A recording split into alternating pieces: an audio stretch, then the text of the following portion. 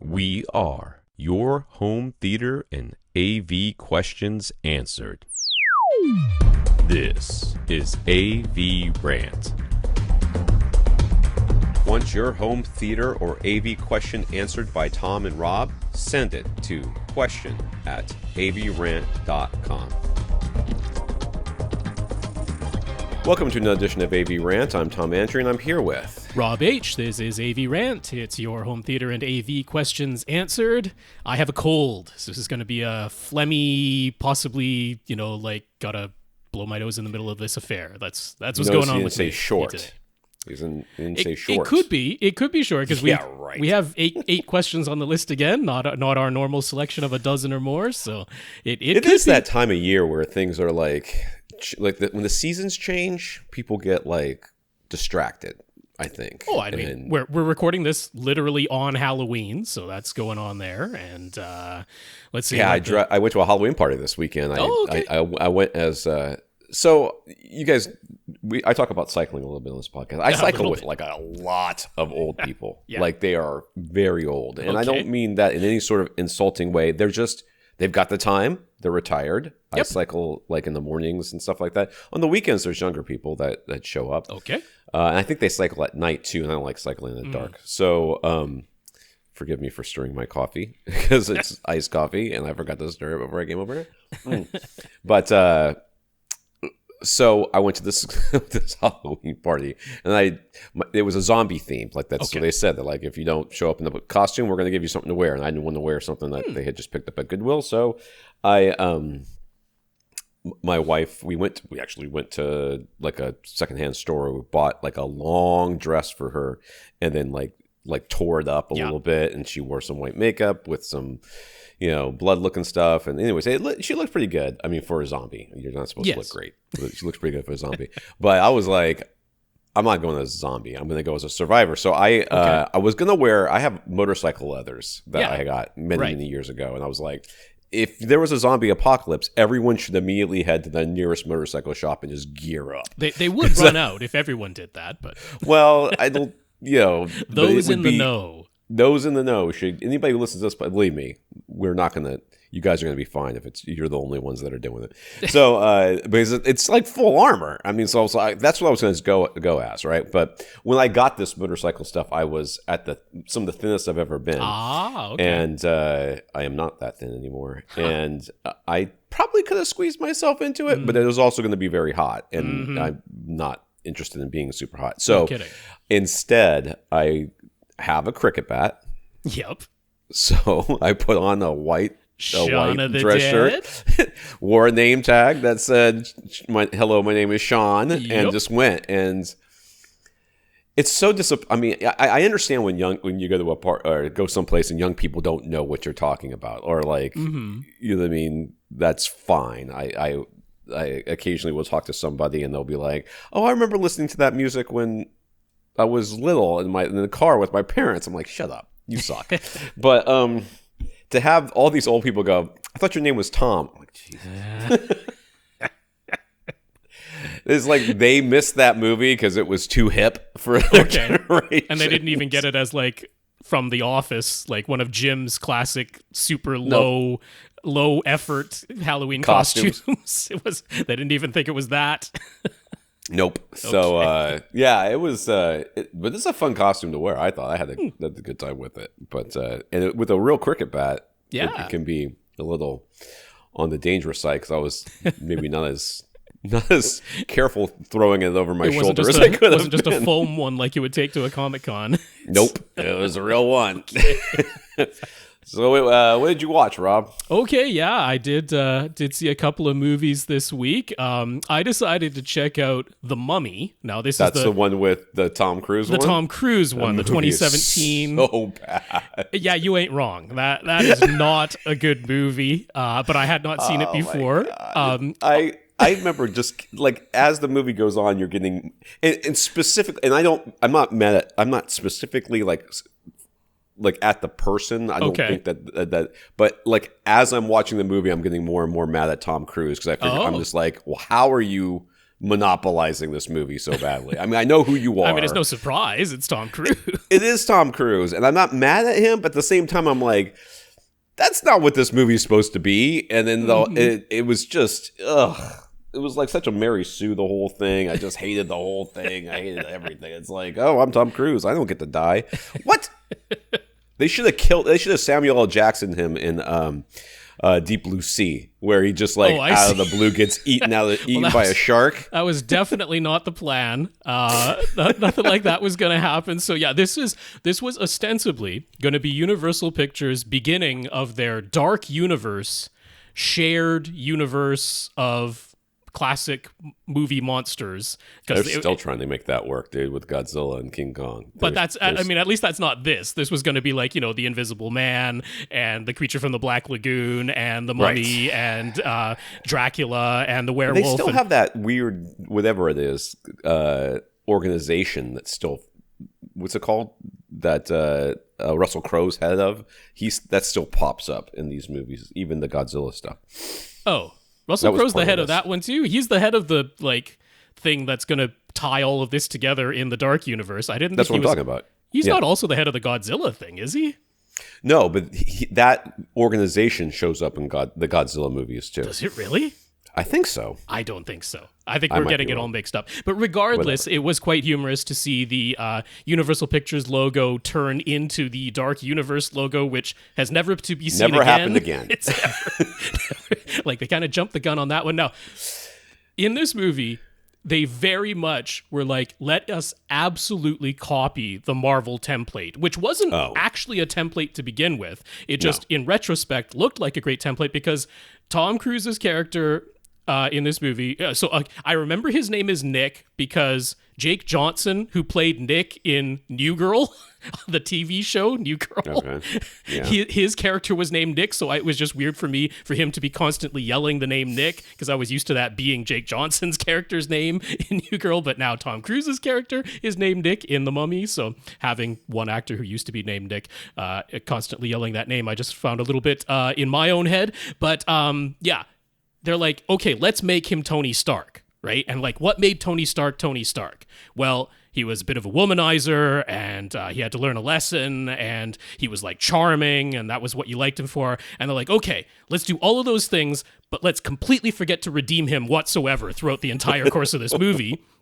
And it was like, the love interest in this movie, which is a big part of this movie, The Mummy, which was partly okay, I guess they were looking back at the Brendan Fraser version of The Mummy, and they're like, okay, the love story in that was kind of a thing that everybody liked about it, so we're going to have some of that in there, but we're also going to have it be it's Tony Stark, he's got to have a love interest. But it was as if they picked the reporter character played by Leslie Bibb and said, that's going to be the love interest, instead of there being someone who already knew him like Pepper Potts, and it completely doesn't work.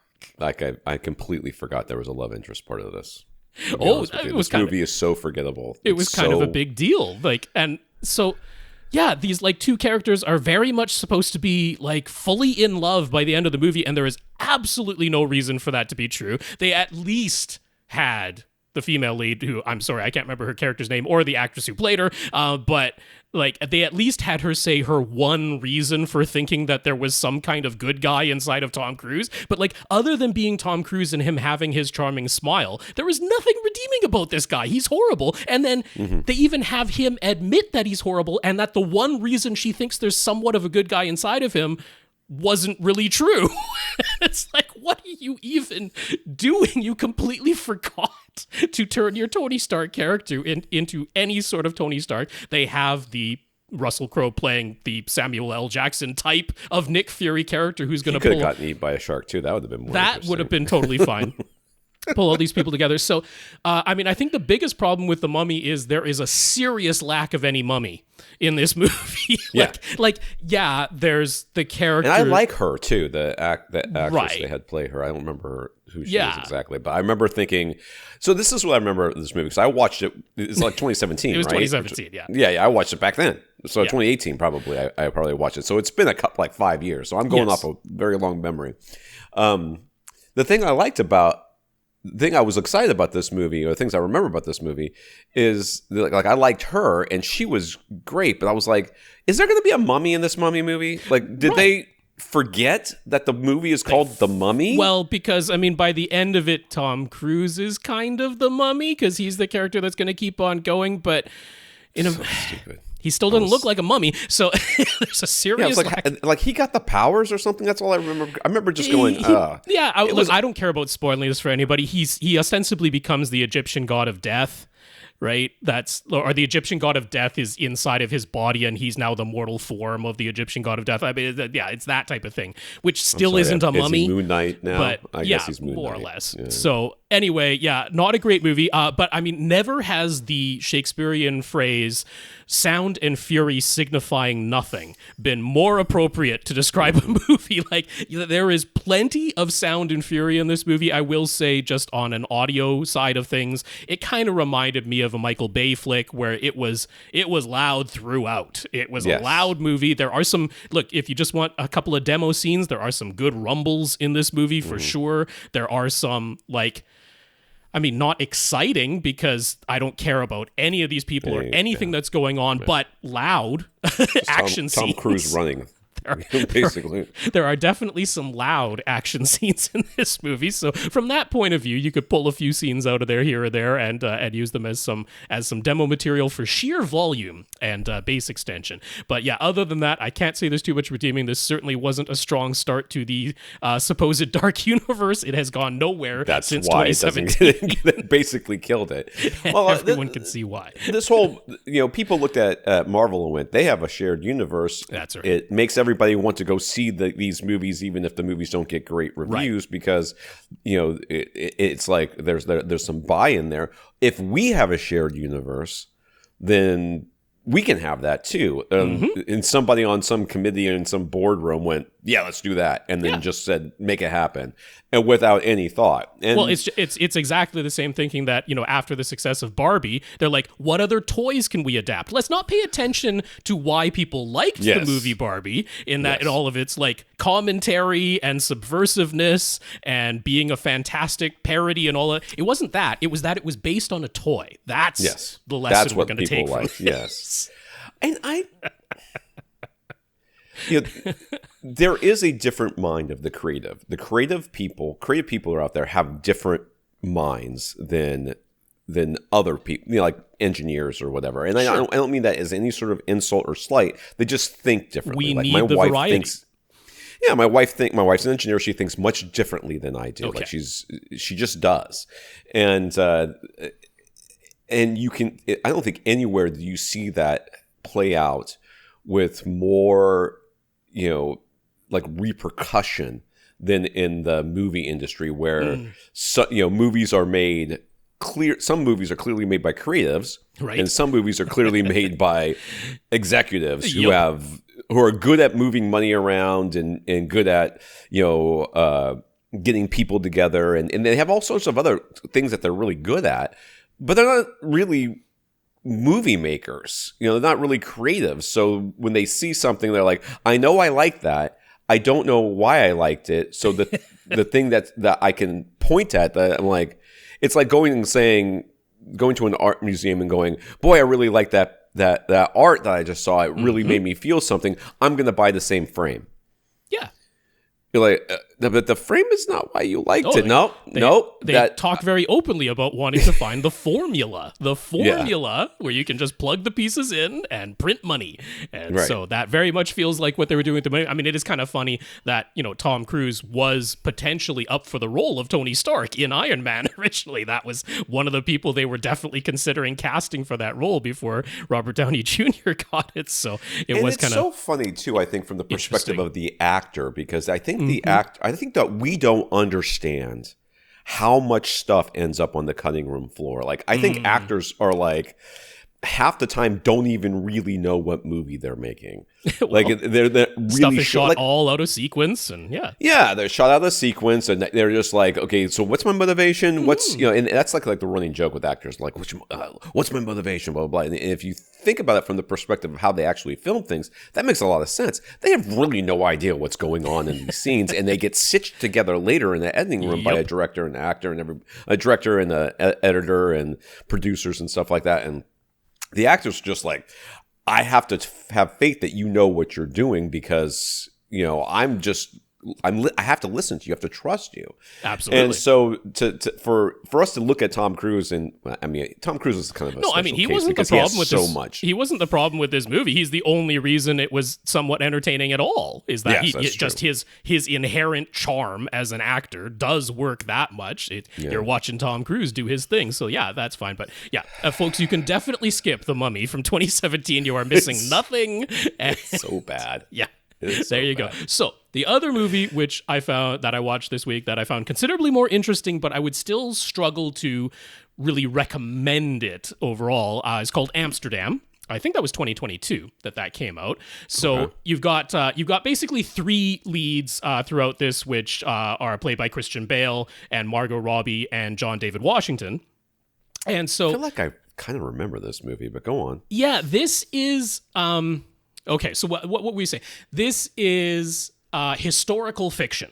All right, there was a real life congressional testimony from a major general named Butler in 1934, and in that congressional testimony, he described a conspiracy plot that was taking place throughout 1933, which is now referred to as the business plot, where they were trying to stage a coup against Franklin Delano Roosevelt and basically overthrow the American government, and that it was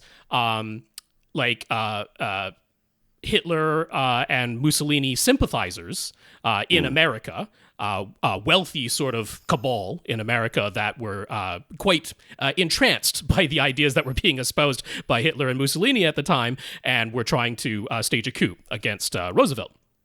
So that is a real life testimony of it. Now, nobody was ever indicted or charged on anything, any of the people that the Major General named. There was a murder that he testified about, but that was ruled to have been an accident in real life. So there's nothing in historical record to fully substantiate other than his sworn testimony, and that's kind of about as far as it went. So this is completely historical fiction in that not a single real life name is used in the movie, not even Butler's. There's a character that very much is sort of like a portrayal of Butler, but uses a different name. And it just basically takes some of the ideas from that testimony and runs with it as a movie. So it's a little bit, I always find it a little bit difficult when you take real life events and completely fictionalize them. And then this plays the whole movie, even though the movie and the characters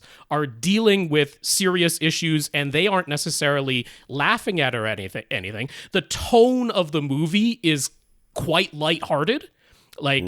Just the way that the story is told is kind of doing it in a let's have a bit of a fun laugh at this. And this is just a conveyor belt of highly recognizable people doing smaller parts in this movie. And they quite literally every time a new character, and I will say character because they're not really portraying real life people and the names are all changed. So every time a new character shows up on screen, they literally just lock the camera, dead angle on their face, and they're like, here's this actor. Now let's watch them do a funny accent, because everybody in this movie does a funny accent and nobody sounds like where they're really supposed to be from. They're all doing a put on accent. So that's what I mean. The tone of it all is almost a bit farcical. Now, it's clearly not unintentional. They picked a tone and it is consistent. Every single character that shows up and does their scene primarily with Christian Bale in this movie is not in the same movie. It's like a collection of scenes of let's put these two actors together and have them do some funny accents and do their thing.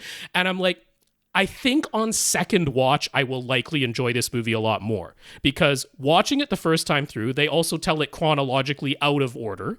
And the whole thing is it's all done as a bit of a mystery, essentially who killed this, I think it was a captain.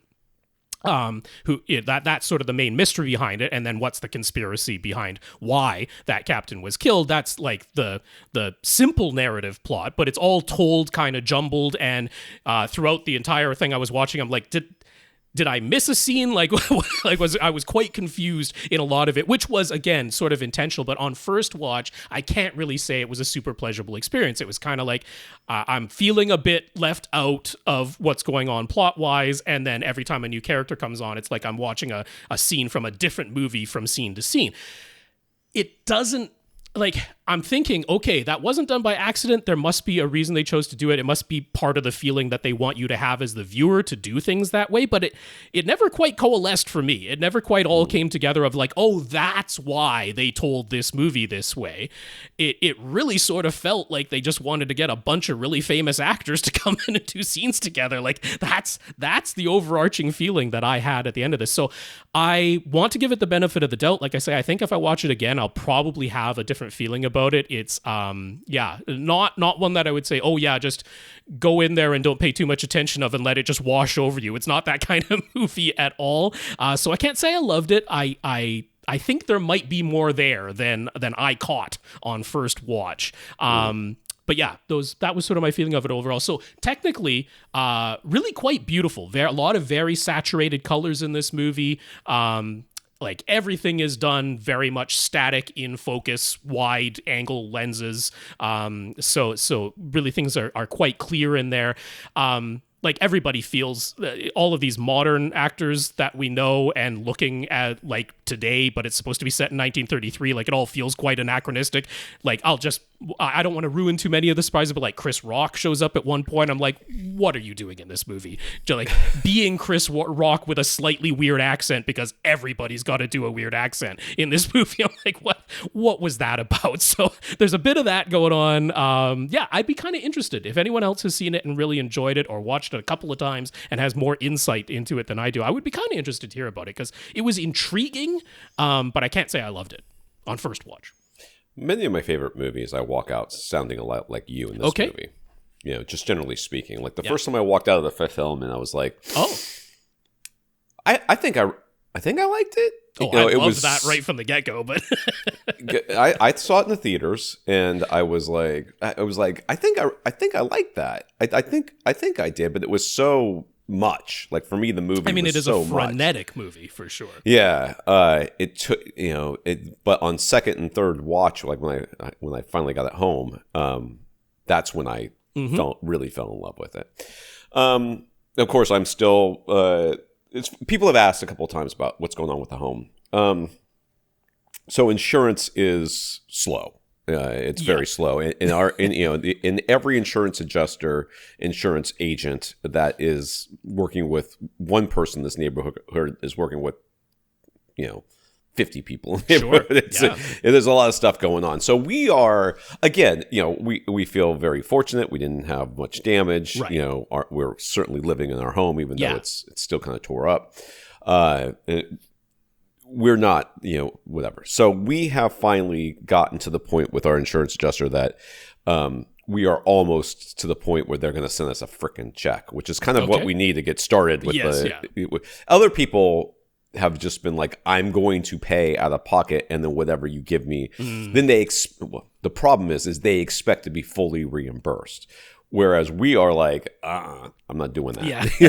I want to know how much money we're getting first before we did the stuff we absolutely had to do to get back into the house, which for some people was a lot more than what we had to do. Well, that's just it. Like, if your house had been damaged to the point where you simply had to go ahead with repairs just to make it livable, I'm sure you would have done so. Because it would have been either that or live somewhere else, right? So, yes, it's exactly. That's exactly right. That's understandable. So, so we're just sort of been kind of riding it out. So we're at the point now where numbers are being thrown around, and the numbers are I want to say working out in our favor, but they are working out so that we can definitely do all the repairs and replace all the stuff that we need to do. That's what it's supposed to be. It's supposed to make that's what it's supposed to be. But we have heard horror stories of people who've been through similar things in this neighborhood, and others, of course, but specifically in this neighborhood, where they have gone and replaced, done all the work, and then the because of how they either documented it, or because of the insurance company they're working with, or a number of other factors,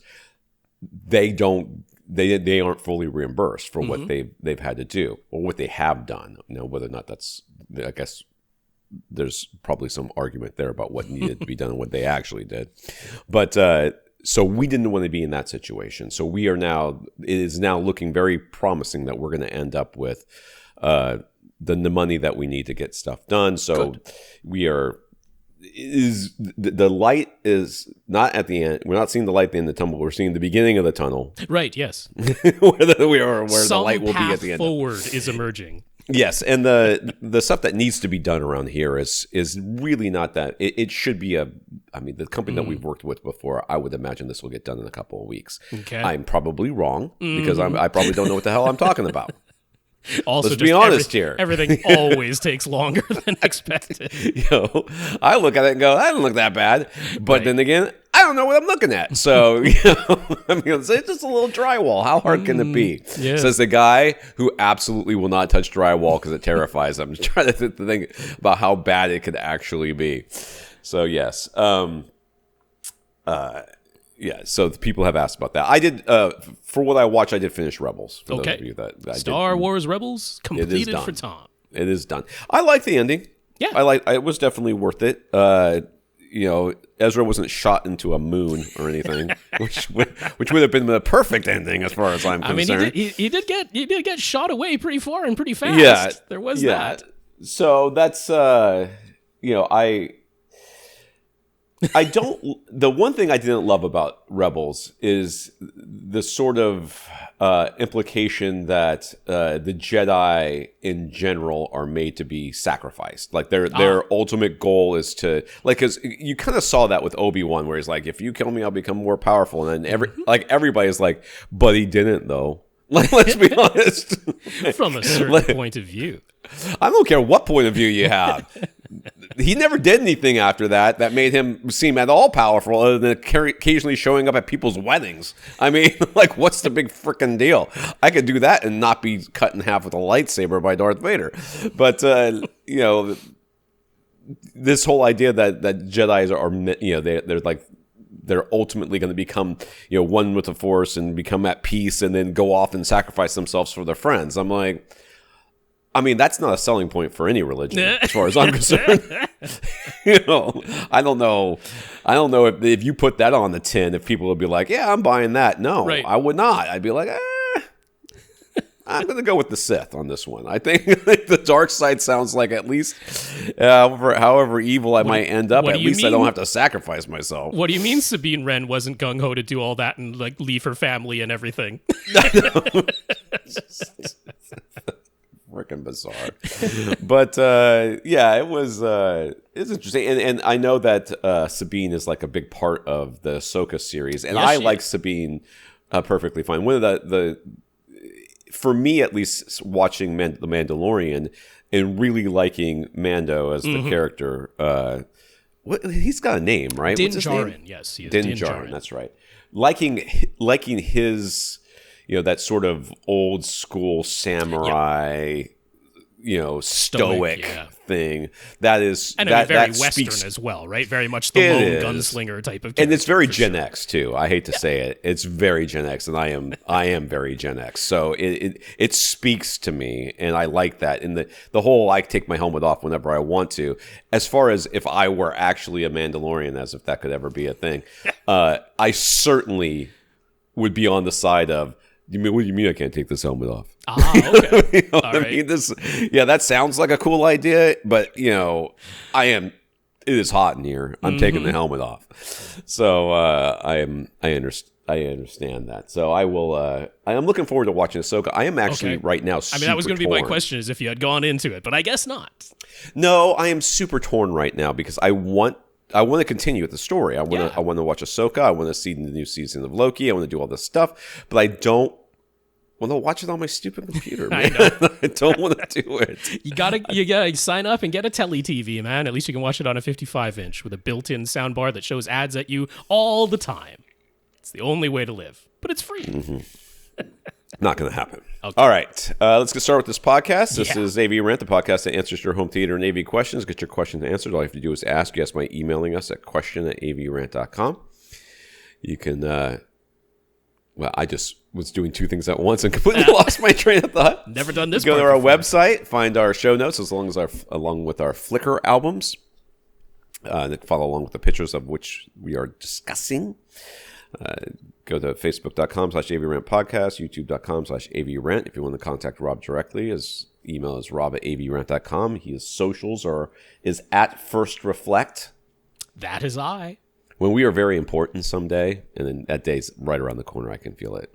We're gonna strong arm all the social media companies to giving us our actual names on our. I mean, I never medias. wanted my actual name. I like having a handle. It'll be First Reflect Rob H. You can find me at tom@avrant.com.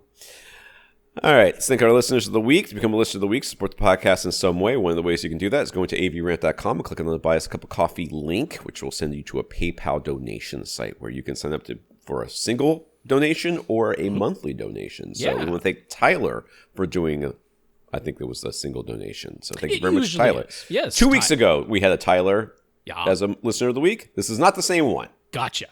Different Tyler the Second, thank you very much for your PayPal donation, be it one time or recurring. Either is perfectly fine with us, and we appreciate your financial support. All right. We also want to, if you want to support us financially, you can go to patreon.com/AVRant podcast, where you can sign up to become a monthly contributor to the podcast. Every month, they'll take some money from you and give most of it to us. We have 136 patrons, so we can thank each and every one of you. Yeah, for sure. That is patreon.com/AVRant podcast to sign up to make an automatic monthly donation. So big thanks to our 136 patrons over there. All right. If you can't support us financially, do something to support us. Let us know what it is, and we will mention you here. So Zach made sure to tell SVS that we recommended them when he bought his SB1000 sub. Thank you, Zach. Michael, I don't know why I shortened that to Mike. We do have a Mike later on, but I mean, at least in all our correspondence, this person has gone by Michael. There you which go, is perfectly reasonable. Michael. Malcolm now, okay. I don't know. Not either too much or not enough coffee. Just Tom hasn't hit it's quite not enough. right just I actually slept in a little bit, and then I was busy writing. Michael wound up getting an RSL Subwoofer 12S to pair with his HSU VT-F3 Mark V. He was leaning towards SVS PC2000 cylinder, but RSL had a B stock unit, and that saved him hundreds of dollars, so he just couldn't pass it up. The only thing I don't like about RSL is that it's too close to REL, and it throws me off, and I don't like REL. Not the same company. I do like all. RSL, Yes. so it's hard for me sometimes. So RSL's customer service was also outstanding. There was an issue with his billing address since he had just recently moved, and Joe, the owner of RSL, personally took the time to sort it out with him. Michael made sure to let him know that he only found out about the RSL Subwoofer 12S because of our podcast. All right. So, thank you, Michael. There you go. Vince and Jonathan alerted us when last week's audio-only version had an issue with the original upload, cutting off after about 35 minutes, which I fixed. I am pretty sure that there was a hiccup in my internet. It was funny last week after our podcast, because I'm not hardwired here because of the situation in the house. But after our podcast last week, their internet went out like 3 times in an hour. So trying not to jinx it here. So I think that's what happened with the podcast. So thank you, Vince and Jonathan. Thank you, Vince and Jonathan. It's nice you were thinking of us and alerted us to that. So yeah, it did get fixed. Tom just re-uploaded and it worked after that. Yeah, Julian gave me permission to use his photos on avgadgets.com, where I'm the editor-in-chief. Go over there to find a review of the newest in-ear headphones, which I liked quite a bit. They better be. You gonna name your brand that? They better be fun. Dumb name, but they are a company. I'll tell you the one thing that's not in the review that I will tell you about right now is that I have reviewed 2 sets of their headphones before this, and the first set of headphones I reviewed, let's just say, got a mediocre review. Okay, it was. I think the title of it was like all of the. Was it like the right price, but not all the performance, or something along those lines? I didn't hate them, but I was not super impressed with them. If you look at that review and you look at my current review, you can see how they specifically addressed almost every single one of those issues. And one of the things I think I love best about this new set that they sent me is the app. They have made major updates to their app, and they have set a Find My Earphone function where you press the button and it will start playing a sound, but it plays it softly at first. So like if you press the wrong one, it's in your ear, it won't blow you, it won't kill your hearing, but then it gets louder and louder, and it gets awfully loud. I was pretty impressed. So I really like that quite a bit. But and then they sound good, and they're pretty comfortable. And ear headphones are like, I have a real hard time when people are like, oh, they're not very comfortable, you shouldn't buy them. I'm like, they're not very comfortable for you, you and your weird ears. So you may find them comfortable, you may not. I thought they're pretty okay. So, and the sound wise, bass forward but good. I think they're called, I'll have to look it up, Earphone Free Pro 3 or something like that. Well, that's off on a bit of a tangent, but that's all because it's taking place on avgadgets.com. Tom is the editor-in-chief over there and head writer. And so Julian, getting back to where we started this, Julian gave permission to use some of his photos over there. So thank you very much to Julian. And yeah, folks, you can check out the latest reviews at avgadgets.com. That's right. We got some notes of gratitude from keeping the podcast going through the world slowly self-destructing. I don't know what's going on this week. There's a couple things. There's still the war in Palestine and Gaza and all that. Yes. Going still on. The war in Ukraine. Still ongoing. The Ukraine war, that's still going. I'm sure something's on fire in Canada. That seems to be I think the fires have mostly subsided. We are into our fall and winter season now. But yeah, there were more bad things in the United States. Another mass shooting that took place, right? So that's... Yeah, I know that. I'm going to sound flippant about it, and I don't want to be, but I can't keep track of all those. That's a horrifying thing to say. It's horrifying. Is true it is and understandable. It is also true, and it's terrible. Right. But yes. That's so. There are many things going on, but we just try to get together every week, talk about AV for a couple hours, take our mind off of such things, but not like ignore that they exist. But there we go. That's what's going on. Those are all the things. Those are some of the things. Those are not all the things. Yeah, definitely not all the things. Notes of gratitude from Tyler. Zach, who says, thanks for keeping the show going through Just Ring broadly all around. Everything. Thank you, Zach. That's all right. Michael Julian Parker, who says, we suggested he try an HD Fury Doctor HDMI device to solve his HDMI handshaking issues with his Apple TV 4K and Kaleidoscape. It worked perfectly, so he thanks us for that. You're welcome. Hooray! That is some good news. Thank you, Tyler, Zach, Michael, Julian, and Parker. Very much appreciate your notes of gratitude and encouragement. And big thank you to everybody who continues to listen and send in your questions. Tom's going to be the one who coughs. I'm over here stifling it all and suppressing it. And there goes Tom. I am so sorry.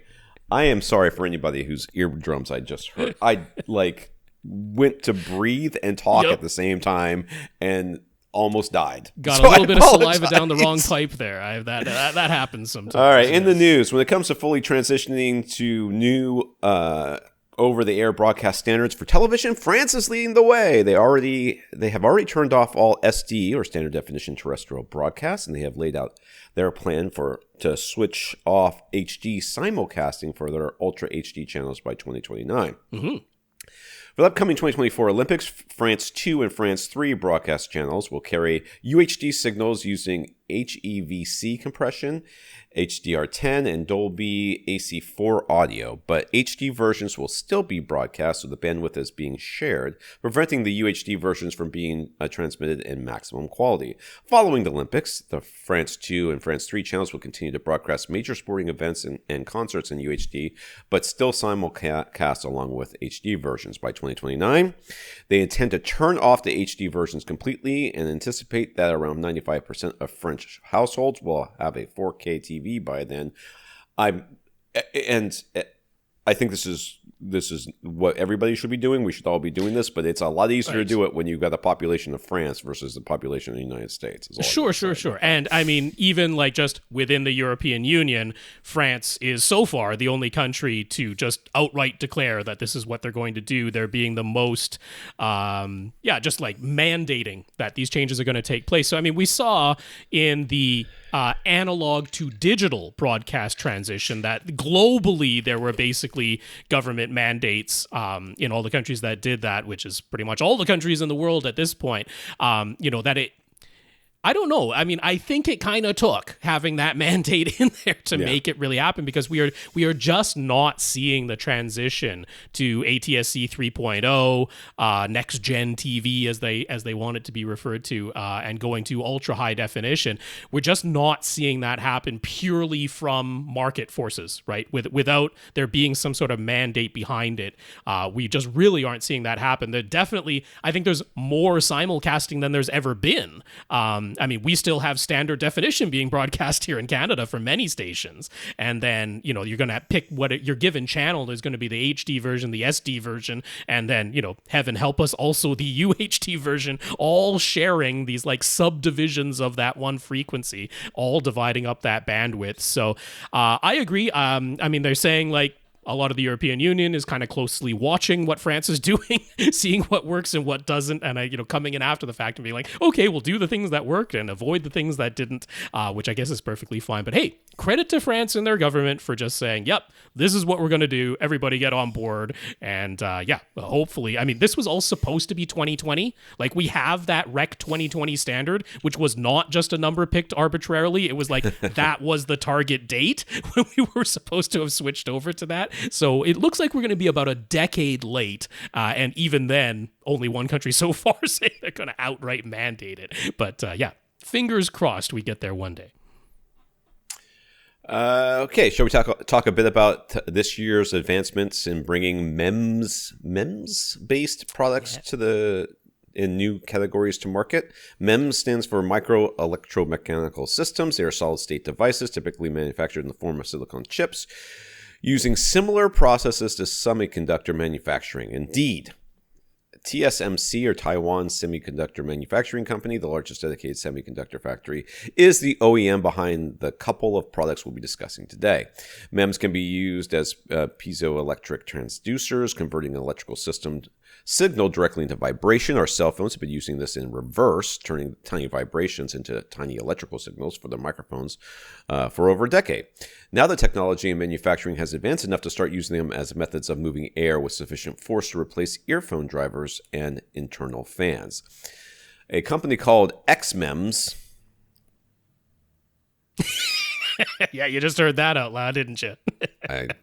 That's the first time I've ever said it out loud, and now that I've said it, I wish I had never done it. I wish I could take it all back. If I had a time machine, I'd go back to 5 seconds ago and slap me. It's not your fault. That's the name of the company. It's MEMS, I can't even say it. Micro Electromechanical Systems. That's the acronym, is MEMS, and then they decided that an X needed to go in front of that to turn it into a company name. Somebody is way too proud of them. You know what happened? There's a millennial someplace on the boardroom who convinced them that putting the little X in front of it would be good, and nobody said it out loud at all. Not. And then they all signed off on it, and he went home, did tequila shots with his, or she went home, did tequila shots with their buddies, and then just like laughed their butts off. So yes. Yep. All right. A company called XMEMS has partnered with TSMC to produce earphone drivers. They should start showing up in consumer products like the Oni from a brand called Singularity, and a pair of headphones from Creative early next year. The Oni earphones are expected to cost $1,500. Expect those prices to come down. Being manufactured like semiconductor chips means high volume, extremely high precision fabrication that should allow for tight tolerances without the need for post-production matching and calibration. At least that's the idea. Mm-hmm. Early testing indicates extremely fast transient response, but potentially a lack of bass, which is not surprising given the excursion range of the vibrations is minuscule. XMEMS envisions eventually scaling up the technology to fully replace speakers of every type, but they expect to replace dedicated tweeters first, super tweeters, and to pair those with traditional dynamic drivers to handle the lower mid-range and bass. The other exciting MEMS-based product. Well, first of all, let's just stop there for a second. Yeah. If this doesn't scream to you coaxial drivers, as it does to me, like in earphones, put a little one of these and then have a little driver around it, to do the bass and augment the mid-range. To me, that's the I could just totally see like dual driver technology with MEMS or something like that being marketed for earphones very, very quickly. To me, that in earphones, like having like a coaxial design would make things very small, very easy to keep the size they need. Perhaps. Yeah. I mean, if you're just trying to picture like what's even going on, just as in a overview general type sense of what we're even talking about with this technology, like if we go back to just like quartz-based watches, right? It's like, how does a quartz-based watch work? There's this tiny little quartz crystal in there, and you apply a bit of an electrical voltage to it, and the quartz crystal will vibrate as a result. So, I mean, that's an example of a solid-state piece of material. It's not like there's little gears or rotating parts inside of the quartz crystal. It's one little solid quartz crystal, but when you apply an electric current to it, it vibrates, and in the case of quartz, vibrates at a very specific frequency, which is why it makes a good usage for a clock, for a watch, because we know exactly what frequency that quartz is vibrating at, and so we can time things based on it, knowing that precision. So this is like silicon membrane manufacturing, not identical to, but similar to the way all of our silicon chips, all of our semiconductor chips that we use in, I mean, every type of processor that you can imagine, similar but not identical processing to physically make these things. You end up with this little silicon membrane, which, when a voltage is applied to it, you can vary the voltage, and that will vary the frequency at which that tiny little membrane vibrates. Now, this is a minuscule little thing. It's teeny, teeny, tiny, so it has worked well for microphones, doing the thing in reverse, where the vibrations in the air vibrate this membrane. You end up with this tiny little piezoelectric signal that gets converted there. Now they're saying, okay, we've advanced enough that we can vibrate it with enough force to move the air, to use it in the, now the electricity turns into air movement rather than air movement turning into electricity. But yeah, the idea that you're going to scale that all the way up to like in-room speakers, I have a little bit of doubts about that. I think it makes perfect sense to use in an in-ear monitor. It certainly obviously makes sense to use as a microphone. And as we're going to see, there's another sort of exciting application, one I'm even more excited about coming up. But there are limitations on what we're just about to talk to next.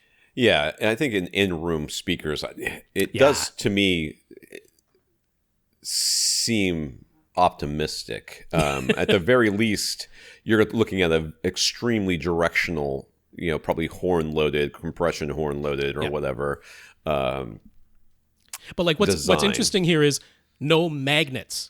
Right? That if you want the single line of what's so different about this as a speaker technology, no magnets. That's what's super duper different. Like in all of our other speaker technologies, there's a magnet there somewhere.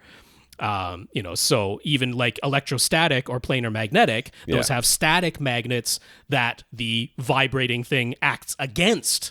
But in MEMS, no magnets. It's just the electricity is applied directly to the silicon membrane, and it vibrates just that. That's it. No magnet to act against, or no magnet to move. So that's the big difference here. The other exciting MEMS-based product that was shown back at CES this year is Frore's AirJet cooler. Another easily easy to say. Frore. That's right. Easy to pronounce, but it is Frore. Frore, and it's the AirJet that they're making. Anyways, AirJet cooler. On the bottom of the AirJet is a thin copper plate that can interface directly with a processing chip or be attached to a heat pipe or a vapor chamber. Inside the AirJet is the solid-state MEMS layer on top, and on top is a simple air filter. What is very different from traditional cooling fans is that the vibrating MEMS layers force air movement straight downward at high velocity, approximately 200 kilometers per hour, which breaks through the layer of air molecules that typically line the surface of any device being cooled by traditional fans. Breaking through that barrier allows the air inside the AirJet to become fully saturated with heat, which is then expelled through the slit opening on the side. Yes.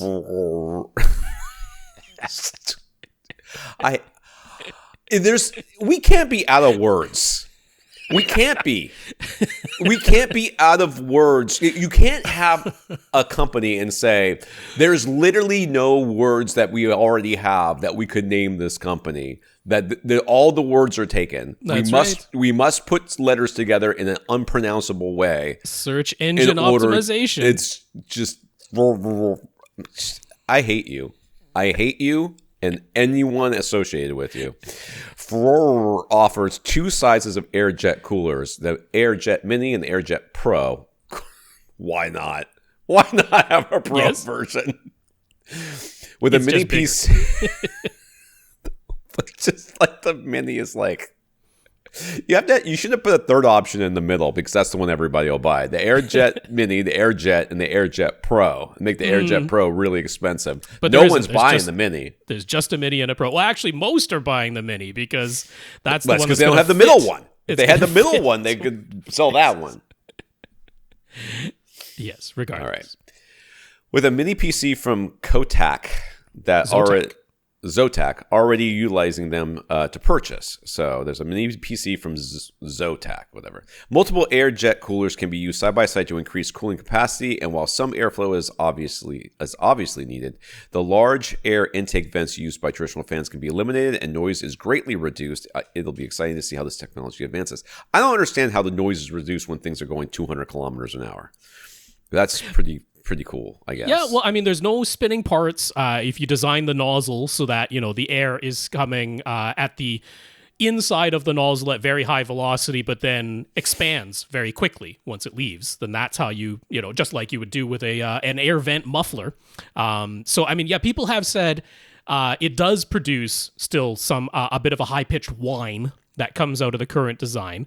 So if your hearing is acute to that particular frequency, it is not literally silent, but it doesn't have the fan sound, right? The regular fan sound, because there is no spinning fan in this thing. It is solid state. It's purely vibration. So, I mean, I'm quite excited about this because just the ability to fit this into, I mean, look, our phones, for example, right, could probably at this point use some active cooling. Certainly it's being applied, like they already have companies, it's not quite on market yet, but companies that are just applying this to SSDs so that those can cool better, applying this to RAM chips so that those can get cooled better. Like there are many, many things in our devices that could use super thin cooling. And the efficiency of it is tremendous. It's about 5 times as efficient in removing heat from whatever it's attached to versus a traditional fan that would physically be able to fit into the same space. So I see very little downside to this. Cost will only come down with scale of manufacturing as this goes. And, it is a different, things have to be retooled to manufacture this instead of semiconductor chips, but the overall process of how to do it, that doesn't have to be invented. So this is a retooling as opposed to a complete reinvention of the manufacturing process. So I see no reason why this isn't going to be the way forward. I fully expect that all of our laptops, everything, all our mobile devices and everything are going to be transitioning to AirJets in pretty quick fashion. I can't wait till the audiophiles find out about this, and then they're like, well, that's just going to mess up that little slit with the high volume, high speed air coming out is going to mess up your sound, and therefore if you have an amp with that in it, it's just going to make things sound too windy. Well, actually, yeah. I mean, I didn't even mention that, but yes, our AV receivers could definitely make do with some active cooling, and they try to avoid fans in them. AirJets make a heck of a lot of sense. Well, not only that, I mean, if you think about the real problem with AV receivers is we are well up against the limit of how many amps we can shove in these dang things. Yep. And the video processing too, those HDMI boards that desperately need cooling on them. if you could cool these things more, and use Class D or whatever types of amps that would maybe take up a little bit less space, we could get to the point where we're seeing 13, 15, 17 amps inside of an AV receiver. Not that I think that any of us need that many speakers in our room, but certainly that's what the AV manufacturers want to put in there because bigger numbers mean I can charge more. Even if it doesn't really cost them that much more. There are limitations on the current AirJets. They don't have the capacity, like even if you lined as many of them as you physically could on a GPU cooler. They don't have that kind of capacity yet, right? You're not going to be using it in your NVIDIA RTX GPU just yet. But again, like this is like first generation actual consumer products. It's only going to get better from here on out. And there are absolutely applications that we see going forward. So yeah, I'm quite excited to be seeing the beginning of something that's relatively new but has an obvious benefit. So far, from the little bit that I've been able to gather, they're saying that like size for size, the price of an AirJet is about 10 times the cost of a fan. But then you realize the fans are pennies. Right? Yeah. So it's not like we're talking about going to hundreds of dollars for your cooling. Although, of course, with margins being what they are, it is going to make any computer or mobile device that's using it quite a bit more expensive to the consumer. But, that is only going to come down and become more efficient as they ramp up production on these. Some comments. Tyler was the fellow who had originally planned to construct a false wall to hold his acoustically transparent silver ticket screen and visually hide his front speakers, as well as a window that he had completely covered over. There's some. If you're not following along with the Flickr albums, you can go to YouTube, and you'll see it there. Yeah, or sure you will. can just imagine that there's a black wall and then what looks like a picture frame, which is not a picture frame. It's a window. Looks like it's a window, and then it's black on the inside of that too. Yep. But with the floor, ceiling, and painting already finished, he decided he didn't want to construct the entire false wall frame, and he asked if he might be faster, easier, or better to attach some long shelf brackets to his front wall with lumber going across them to hold his projection screen, as he had seen in a forum post. One of our AVRant listeners, Chris, wrote in with a description of what he had done in a similar situation, which was to use vertical support poles designed to hold a freestanding closet and some basic hardware to hold the screen without any physical attachment to the wall, ceiling, or floor. Just poles that extend and hold tight via friction, which we have talked about in the past, and I have gotten permission to use his pictures on AV Gadgets. That's right. Tyler liked that idea, so we found some freestanding clothing rack adjustable poles on Amazon for about $80 or $79. And after a couple of failed trips to Lowe's, if you have a trip to Lowe's, you must assume that you will have 3 more. Okay, that's the way that goes. Yes.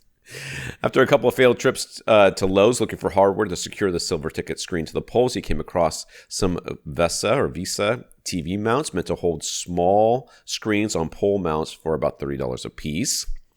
The edges of those Visa mounts slide perfectly into the upper and lower channels of the silver ticket frame. And with everything at the front of his room painted black, the vertical poles are nearly invisible just above and below the screen frame. For him, the best part was that the installation time for all this was under 30 minutes with 0 cuts or drilling, not including the 3,000 or 4,000 hours of going back and forth to Lowe's.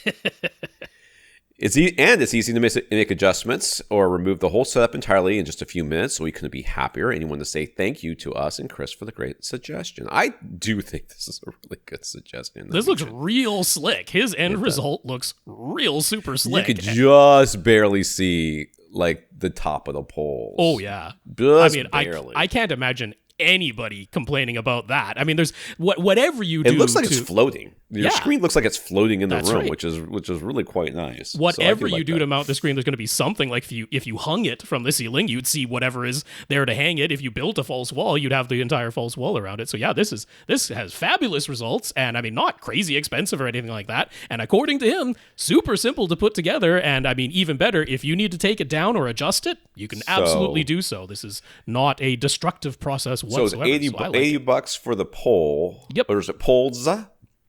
Or like a pair, yeah. It's so $80 for the poles and then $30 each for the mounts. And he went with 4 because he has top and bottom. Yeah. Right. Which I think they all have. So that's 4 of those. So 4, that's $120 for that. Yeah, so $200. So you 200 and change plus the paint and the time.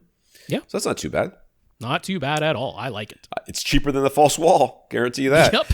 Julian. Last week we spent some time discussing Julian's 6.1.2 speaker setup, and we insisted he ought to remove his surround back speaker entirely, which was on the floor behind the sofa, firing straight up at the ceiling, and then reposition and elevate his surround speakers. We said he should stop at 5.1, and that doing so would actually improve his sense of immersion, even the sense of sounds coming from overhead. So we gave our advice a try, and he sent photos for us to share. Mm-hmm.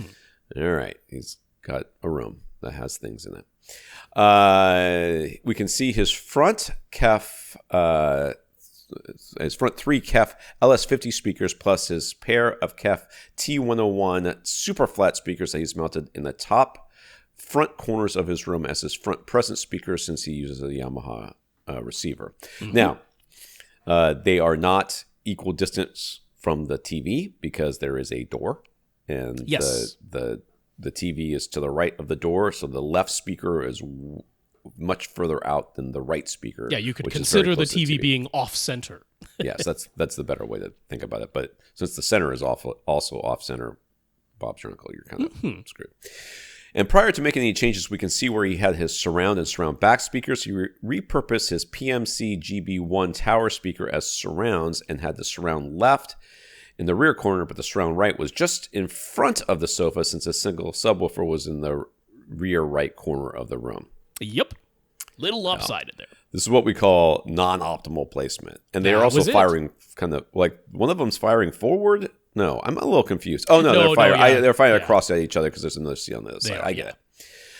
But after following our advice, the surround back speaker is gone, and he used rubberized pads to put his surround right tower on top of his subwoofer and a low speaker stand to get his surround left tower to roughly the same height, which is exactly what I would have said to put it on top of this subwoofer. That's what he did. He didn't bother to take his front present speakers down, and as Rob suggested, he can still have them present in his speakers as front heights if he just wants to see the Atmos logo light up. No harm done in leaving them as is. So now he's got a 5.1.2 with front height speakers, which are doing nothing really, but whatever. And the results, he says, we were right. It sounds much better now and is more immersive than before. Who knew a fairly simple change to surround speaker positioning and using fewer speakers instead of more would actually have that outcome? I literally wrote that article this week. There you go. I wrote it this weekend. I was like, that was the Is Atmos Worth It one that I was talking about last week. Okay. But basically the idea is, if your option is to shoehorn in more speakers to the detriment of the placement of the speakers that are there, then you are better off using fewer speakers in the right placement than more speakers in the wrong placement. That's right. I just can't tell. 5.1 is what I had when I lived in Jacksonville. And I never once thought that the helicopters or the spaceships weren't flying over my head. They always were. Every single time. I never thought, oh, that doesn't sound like it's coming over my head. It's coming from both sides at the same time. It always worked. And yet somehow Atmos has people convinced that if you don't put a speaker up there, no sounds will ever sound like they're coming from above you. Which is good luck convincing the online crowd who is going to tell you that if you don't have a Trinnov Altitude 32, you might as well have nothing at all. Yeah, might as well. What's the point? What's the point? Yeah. No, anyway, I'm very, very glad that the results came out. It was not a super complicated change for him to make. He bought nothing. He paid no money, which is the absolute best kind of upgrade, in my opinion. Yeah. So I'm really glad that worked out for you and you're happy with the results. That's the main thing. I think one of the major differences, other than just getting rid of that surround back speaker, which was probably making things worse, is just moving the surround speaker to the right location was the biggest thing. Not having it in front of you was a pretty big change. All right, for our questions here, let's start with Zach. Zach is going to be running some speaker wire inside a wall. On the other side of this wall is his electric stove using a 230-volt line feeding it. He should be able to have his speaker wires in a different stud bay, but just in case, or in case there are additional power lines in the wall that he is presently unaware of, would it be beneficial to wrap his speaker wires in Faraday tape? It's a polyester cloth tape that's coated with copper and nickel, so it's electrically conductive and supposedly provides shielding against electromagnetic interference. It isn't very expensive, so perhaps to ask this in a different way, if you were to use it to cover speaker wires, could it do any harm? I imagine that it's not what we would call in-wall rated, so I would imagine that I would not want to do it for that reason. I mean, also, unless it has some connection to ground, it's not doing anything. Well, there's a lot. Okay, the other thing too is, and I know you've read it. I know you've read it, that you have seen it online many times, that you've read about it. that it is parroted over and over again that when your speaker wire crosses a power line, it should be at 90 degrees or 180 degrees or whatever it is. 90 degrees, so that it crosses as quickly as possible. It doesn't run parallel and all this. Let me tell you, sir and madam, I have a mass of wires on the floor of my home theater, and they are all jumbled up. And never once in the history of 3 different theaters that I've had, if not more, there may have been more. Not once have I had problems with electrical interference ever. So I'm not saying it can't happen. Well, yeah, I mean, if you do, just lay a speaker wire directly on top of a power line, you can definitely pick up an induced hum. That can certainly happen. But yeah, it is an inverse square law. So the farther that you get physically separating those 2 wires, the amount of interference that gets picked up is drastically reduced, exponentially so. So yeah, just simply having them in 2 different stud bays is more than enough than what you need. So yeah, the idea of, electrical shielding of any type, right? The whole idea is that whatever electromagnetic interference is coming in will meet the metal of the shield material, which will then shunt that to ground before it has a chance to induce a signal interference inside of the whatever it is that's carrying the signal that you care about. So just putting metallized tape over the wires without that metallized tape being connected to ground in any way isn't really going to do much. It's similar to if you had the coaxial cable where they didn't attach the shield to the barrels of the plugs at the ends and therefore has no connection to ground, doesn't really act as a shield anymore. So yeah, I mean, I can see how I guess there's some connection to ground if you're using like metal studs, which is sort of the intended application of some of this. Mostly they're talking about using it inside of a car where typically you will be able to connect it to a piece of metal that will act as your ground for the car. So that's sort of what's going on there. I would honestly say, even though it's like $10 for 50 feet of this thing, you don't need it. You don't even need to spend that much. It's the effort that you would go into applying this, which is not really going to do anything for you. I still don't think that you should be putting it in your wall anyways. Yeah. I mean, you're going to buy in-wall rated wire, and then you're going to wrap it in something that may or may not be... I mean, the metal part of it should be fine. The polyester should be fine. That shouldn't be a fire hazard. Should be, but let me tell you something about insurance companies. As someone who works with them. We don't know about the adhesive. Some adhesives are pretty flammable, so... And tell you what, they're looking for any excuse not to pay. Believe me, they're looking for any excuse not to pay. And I mean, they're arguing with us right now because, like, we basically anything that was in that garage, we took a picture of it and said this was touched by salt water. Yeah. And they're like, well, those boogie boards that you took pictures of, those are meant to be in salt water, so I don't see why we should cover that. I'm like, it's $20. I don't care. Don't cover it. You know what I mean? I'm like, are you really? I mean, on the grand scale of everything they're going to pay for, they're like, well, those boogie boards. I'm like, what? I literally do not care, my man. Reject that claim. You feel free to take that one off. And that's literally what we said. But, that's what I'm saying. They will, if they think that there might be a problem there, you're going to end up having to prove to them somehow that tape didn't make the fire worse. Right. There's no world in which, even if there were electrical interference going on, I still wouldn't recommend it because I think that it is far too, it's too much of a risk. Okay. So, no. Yeah. And I just say there's no need for it. So don't even spend the $10. Spencer says, first up, do we like bias lighting? He used to have a smaller LCD TV. He installed some IKEA LED light strips behind it, and he liked the results. It felt less eye fatigue. He felt less eye fatigue, and it seemed to help with the perceived contrast of the image. But that said, he knew the color temperature of the LED strip wasn't correct. So what are the pluses and minuses of bias lighting in that situation? Are we for or against it? All right, so I have talked about, I've written articles about bias lighting. We have a review of the Govee Invisual TV backlight, blah, blah, blah, blah, blah. It's a long name. Anyways, T2 something. Anyways, Andrew did a review of that stuff, and I have talked about bias lighting. to start off with, the idea here is that if you're in the completely dark room and there is a very bright TV in front of you, and the bright TV goes from dark to light over and over again, very dark to very, very bright over and over again, it can induce headaches.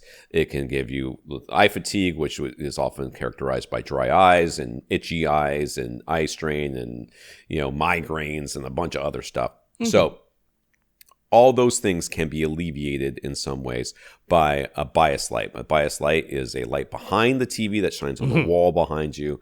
That just sort of has a little bit of light in the room. If you're in a movie theater, and at a professional movie theater, you'll know the lights will come down, and then the movie will start, and the lights will continue to dim slowly as the movie starts, to a point where it is very dark in there, but it's never black. There's always some lights on the floor or a little bit of lighting going on, for similar reasons, but also because they want people to be able to walk down the stairs without. It's mainly themselves. Safety. There's the fire exit thing that's mainly going on in the theater. Bias lighting is actually even better than that, in that there is no light that is coming from in front of the screen. There is only light happening behind the screen. If it's the only source of light that you've got going on. So the idea here is that there is a little bit of light in the room, and then on top of that, if you have a screen that maybe blacks aren't really truly black, and this could be an LCD or it could be a projection setup, then having that light behind there increases your perception of how black things are, because it literally makes your pupils close a little bit. As opposed to if you're in a pitch black room, your pupils are going to be as wide as they can possibly be. They're going to be as sensitive to the smallest amount of light as your human eyes are able to be. You put some light in there that is coming from behind the screen at all times, and your pupils close down just a little bit, which means that the darkest grays get perceived as outright black by your visual system now. So I'm not very susceptible to eye fatigue in any of its various and sundry forms. I have only once in my life ever, that I can think of, ever gotten a migraine or a headache because of going to the movies. It was like a double or triple feature or something like that. And I did get a migraine, and it was very bad, and I very much didn't like it. But do I know it was from the changing of the light, or how loud everything was? It could have been the audio. It could have been the air conditioning. It could have been a ton of things. So I don't know what it was. But in my theater, I turn all the lights off. There's no bias lighting going on whatsoever. And I never have a problem with eye fatigue. But yours is a projection setup. So mine is. It doesn't get that bright. That's right. Yeah. So do I think that... So in general, your question is, do we like it? And my thing is, I like it just fine. I think there's often causes to want to have it, and there's certainly justifications for having it, even if I don't necessarily think you need it. I think that bias lighting can be, and then if you read the review that Andrew wrote, his thing was, I don't really need this. I don't think you need it either, but it's super fun, because that particular one not only does your normal bias lighting, which is as Spencer said, there's a specific color. I think 6500K is what it's D65, supposed to be. 6500 Kelvin. Is what it's supposed to be, which is like a neutral color. It has no tint to it. It's the chosen white point of video white. Yes. So the idea is that it's not, by having your bias light matching the chosen video point of white, you're not going to bias your eye ahead of time towards any one color. So, for example, if the bias light behind the TV had a bit of a red tinge to it, your eye would then say, well, I'm already getting a number of red photons. So the number that the amount of red that I'm seeing from the television screen, you would perceive it as being less saturated in red and more saturated in the opposite of red, over towards the cyan side of the scale. So everything would get tinged in your perception towards cyan and away from red, or given whatever the backlight color might be, you're going to bias your eye toward that particular color in your perception already. So if you're being, persnickety about it, you want the bias light to have the same white point as video white, which is 6500 Kelvin, but then you would also need whatever that light is reflecting off of behind your screen to be neutral as well. So there's an interesting thing, like the Philips TVs that had ambilight.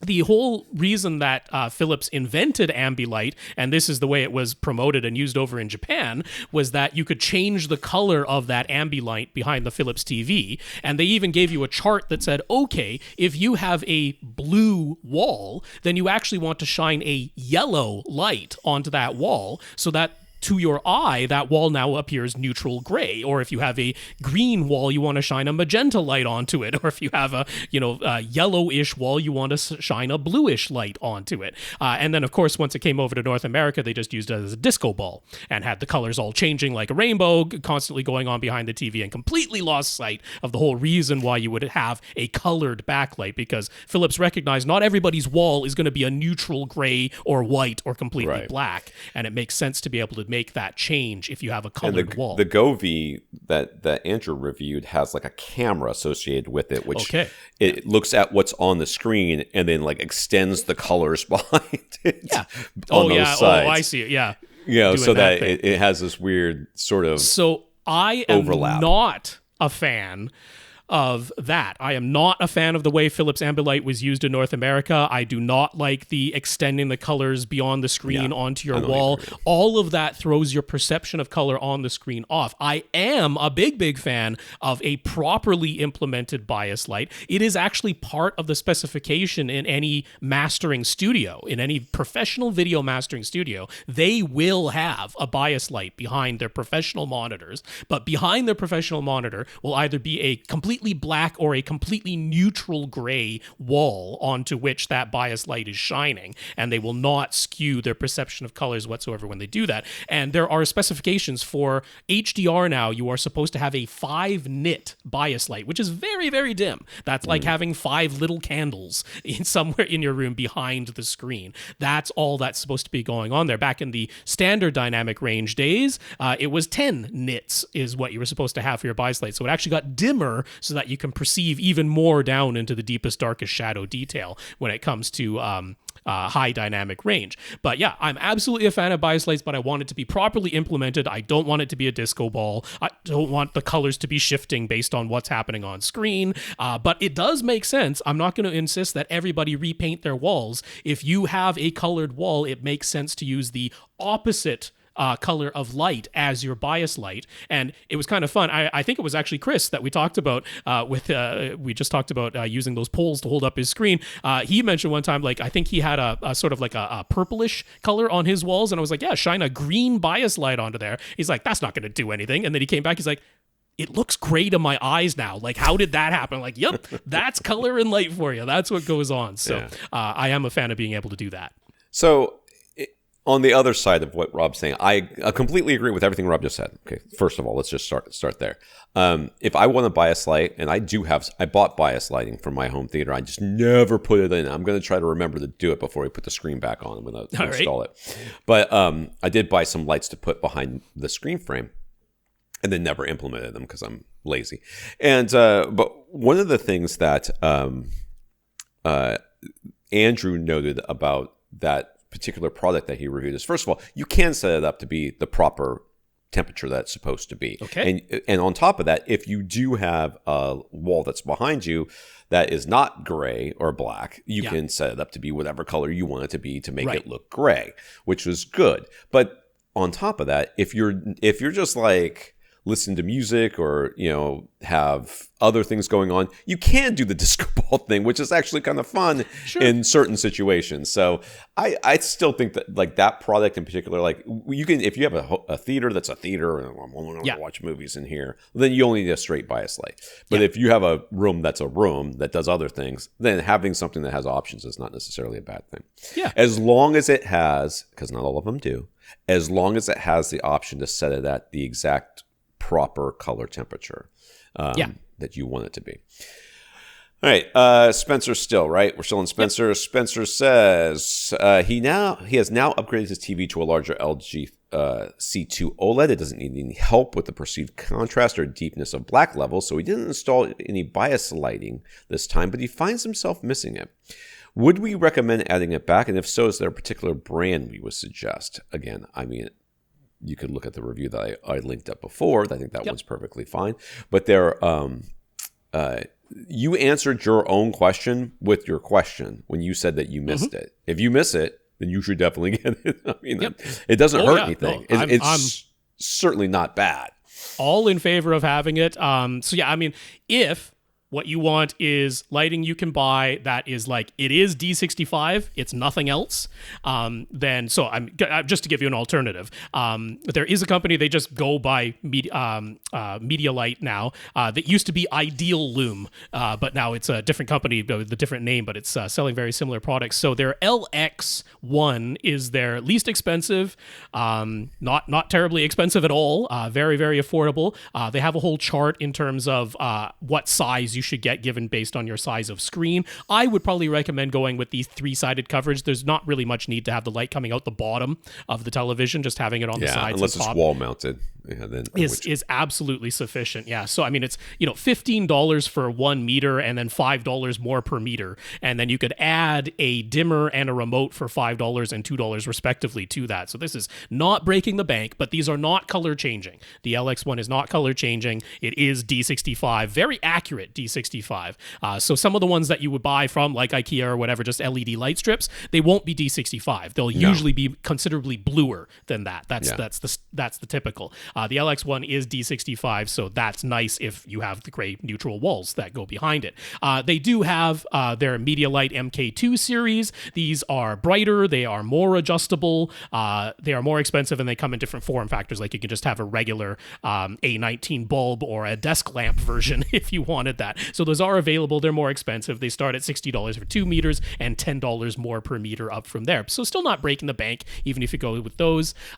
They do sell a Medialight Pro, which I found humorous. Even on their own website, they're like, you don't need this.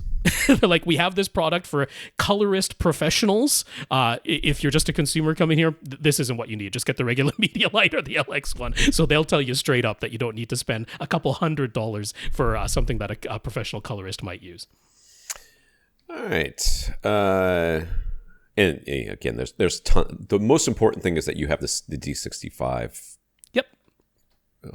That's the most important thing. But honestly, if you have colored walls and you don't intend to repaint them, then even I am not going to say that this is the correct choice, because it'll just be throwing D65 light onto whatever you have. You'll see the colors very true in video standards of the color of your wall, but that's still not really what you want. You would actually want a color tunable one if you have colored paints on your walls. Dan's wife asked to get a record player for Christmas. Well, first of all, tell her they're called turntables now. We know what was meant. We're getting in large arguments in my house right now about semantics. My children are on a kick of if you use the wrong word in a sentence, they stop you to correct you. Okay. And I'm like, listen, I have a big backyard. I will bury you out there if you stop me in the middle of a story one more time to tell me that I'm using the wrong word. So don't do that, Dan, because if you do that, you're a jerk. Anyway, she doesn't want anything complicated or high end. I hate it when people say that, and I'm getting on his wife about this because he's probably just interpreting this for her. But what they mean is, I want something cheap, but I don't. But I still want it to be good, but I don't. I want it to be cheap. No, but I mean, I can definitely see like some turntables are flat out complicated. They are not simple to use. Well, they're often yes. Not only are they not simple to use, a lot of them are hard to set up. That's exactly it. That's the thing where, but once you set something up, it's set up. You don't have to do it again usually, but maybe no. Anyway, she just wants to be able to play vinyl albums for fun, but with nice sound quality, of course. So they'll be connecting it to Dan's Denon X4300H receiver, so he's also a bit unsure of what he needs in the way of turntable preamp or any other additional items. Can we help out with suggestions? What's a nicely priced option that's easy to use and a good player for the price? Go to AV Gadgets, search turntables. All right. And you will find a number of them that Andrew has reviewed. None of them, the most expensive one is a Project Evo, which he bought himself, and I told him he was an idiot. So I wouldn't be suggesting that's several $100s for that one. Yes. It is more than several. I think it's in the $500 range. I don't. Oh, really plus, remember. Yeah.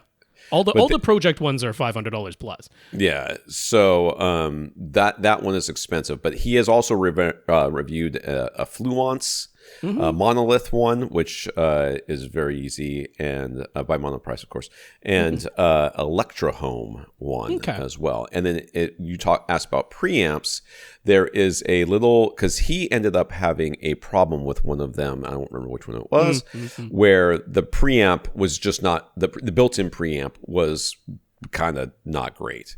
Okay, and he upgraded to something. I don't remember which one it is. I'm going to find it here in a second. And it was it has like little tubes on it. So okay. It's the Fosse Audio Box X2 phono preamp, which he bought for himself and then reviewed it. And I think it's like stupid cheap though. It's like $50.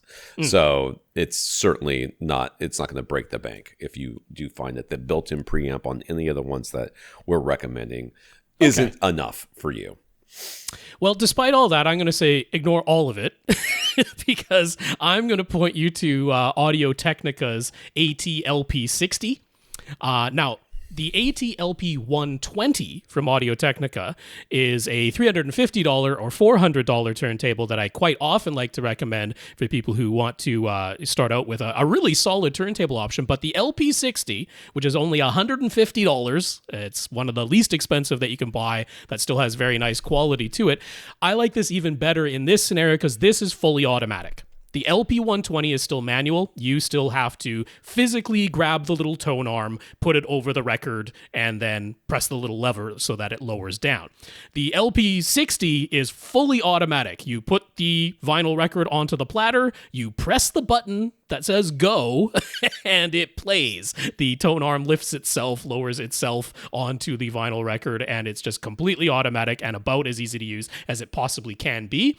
Being Audio-Technica, they still include a adapter for 45s. If you're playing 45s, it'll be able to do that. Otherwise, it plays the regular 33 1/3.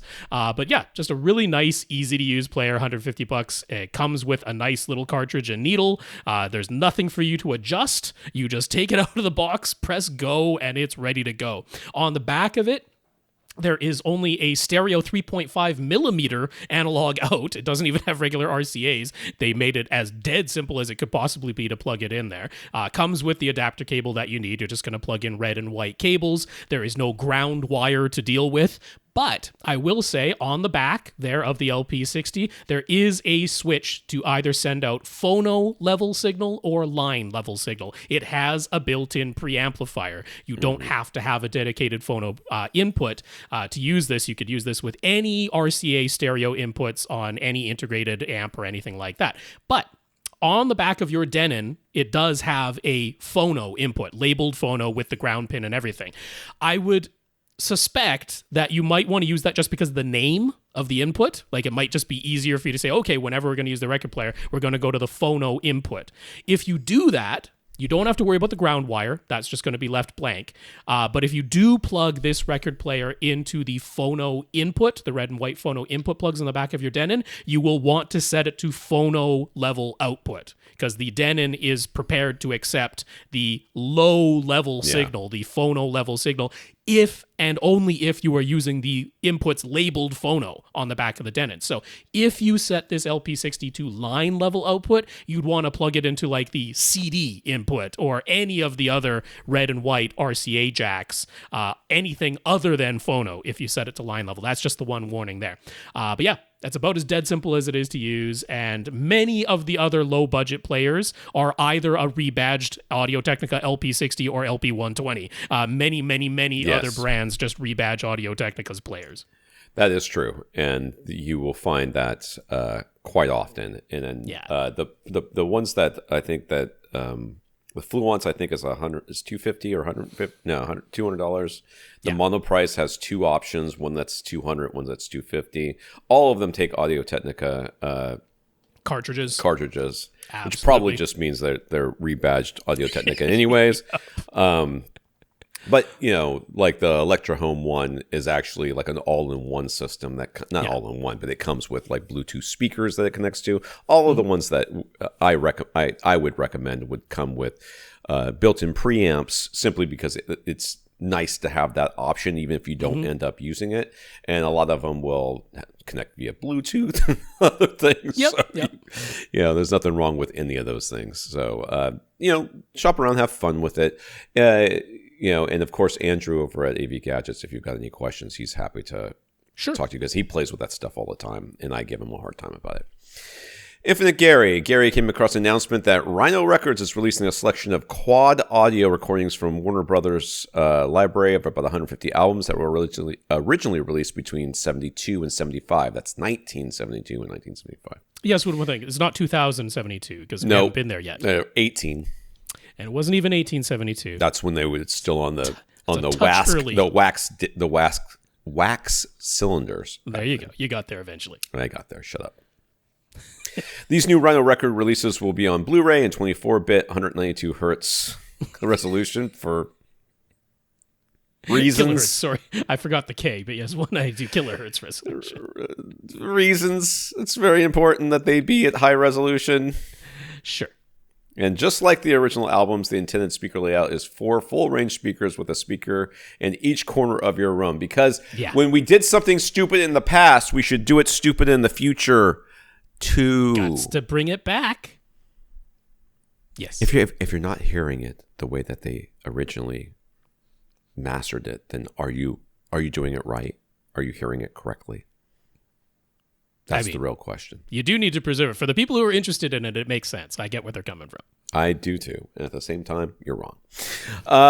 Gary is interested, and in one of his smaller rooms, he already has a speaker in each corner. They aren't full range, though.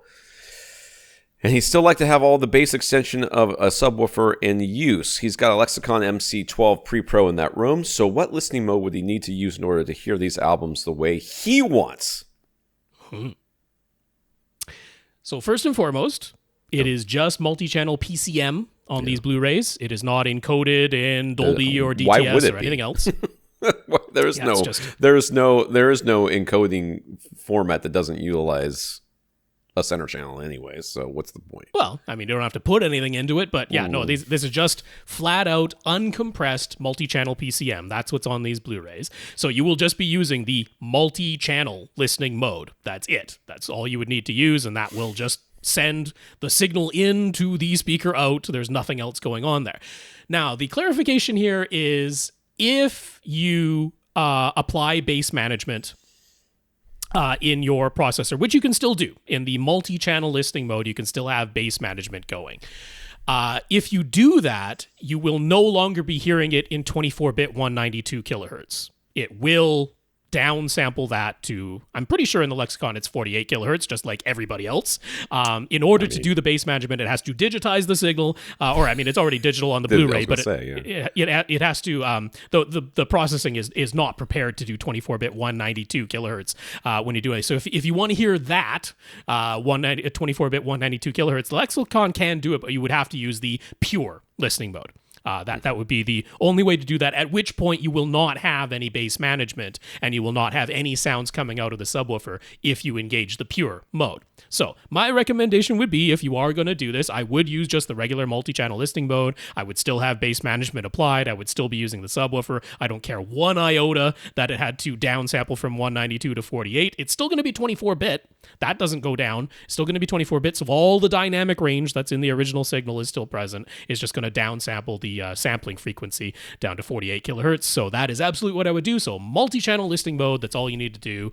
And I mean, heck, go ahead and toggle between pure and non-pure. It's going to turn your subwoofer on and off. That's all that's going to happen. Yeah, and I mean, honestly, who cares? Sampling is so dumb. It is. Back in April of this year, Dr. Sean Olive gave a presentation on the science of sound in partnership with the Screening Room. The 75-minute talk covers Harman's research and listening experiments that aimed to correlate speaker measurements with listener preference. The full recording can be viewed on YouTube. Mm-hmm. After Dr. Olive's presentation, some blind speaker shootouts were held, and the Screening Room AV posted their results in their write-up, but they warned that there were a number of errors, one outright defective speaker, and quite a few caveats that made them debate whether to post the results at all. In the end, they decided the whole process was still of interest, and the results still matched Harman's predictions, caveats and all. But Gary wanted to ask about one specific section of Dr. Olive's presentation. don't understand why we talked about the rest of this. He mentioned how Consumer Reports had their own methodology for rating speaker performance and disagreed with Harman's research, leading to very different recommendations and scores. That is often the case with Consumer Reports. Let's finish the question because that's what he's going to be asking about. Back in 1958, Gary's father was the technical editor for Electronic Technician magazine, and he wrote an article explaining how their test results also disagreed with Consumer Reports, called Consumer Union back then. How there was whatever. In both cases, there was concern that Consumer Reports' influence was quite strong, and the effort to necessary to re-educate consumers would be substantial. Gary is just interested to hear our comments about all of that and where we stand on Consumer Reports as a resource in general. So, the American public specifically and people in general do not understand the basics of statistics, okay? And this is just true. You would see it constantly in how people talk about things, how they understand how voting works, how, whenever somebody talks about, the choice method of voting, where you put your ranked choice, this is my first choice, this is my second choice, this is my third choice, and then they they use statistics to basically get winners that way. People don't understand that. They don't understand poll results. They don't understand statistical sampling. They don't understand any of it. In the future, this will change somewhat because statistics is now being, I know this from my own children, is now being integrated into education, at least in this country, a little bit more and better. So we're seeing my kids understand statistics a little bit better than the general population, though they still don't get it right because they don't use it every day.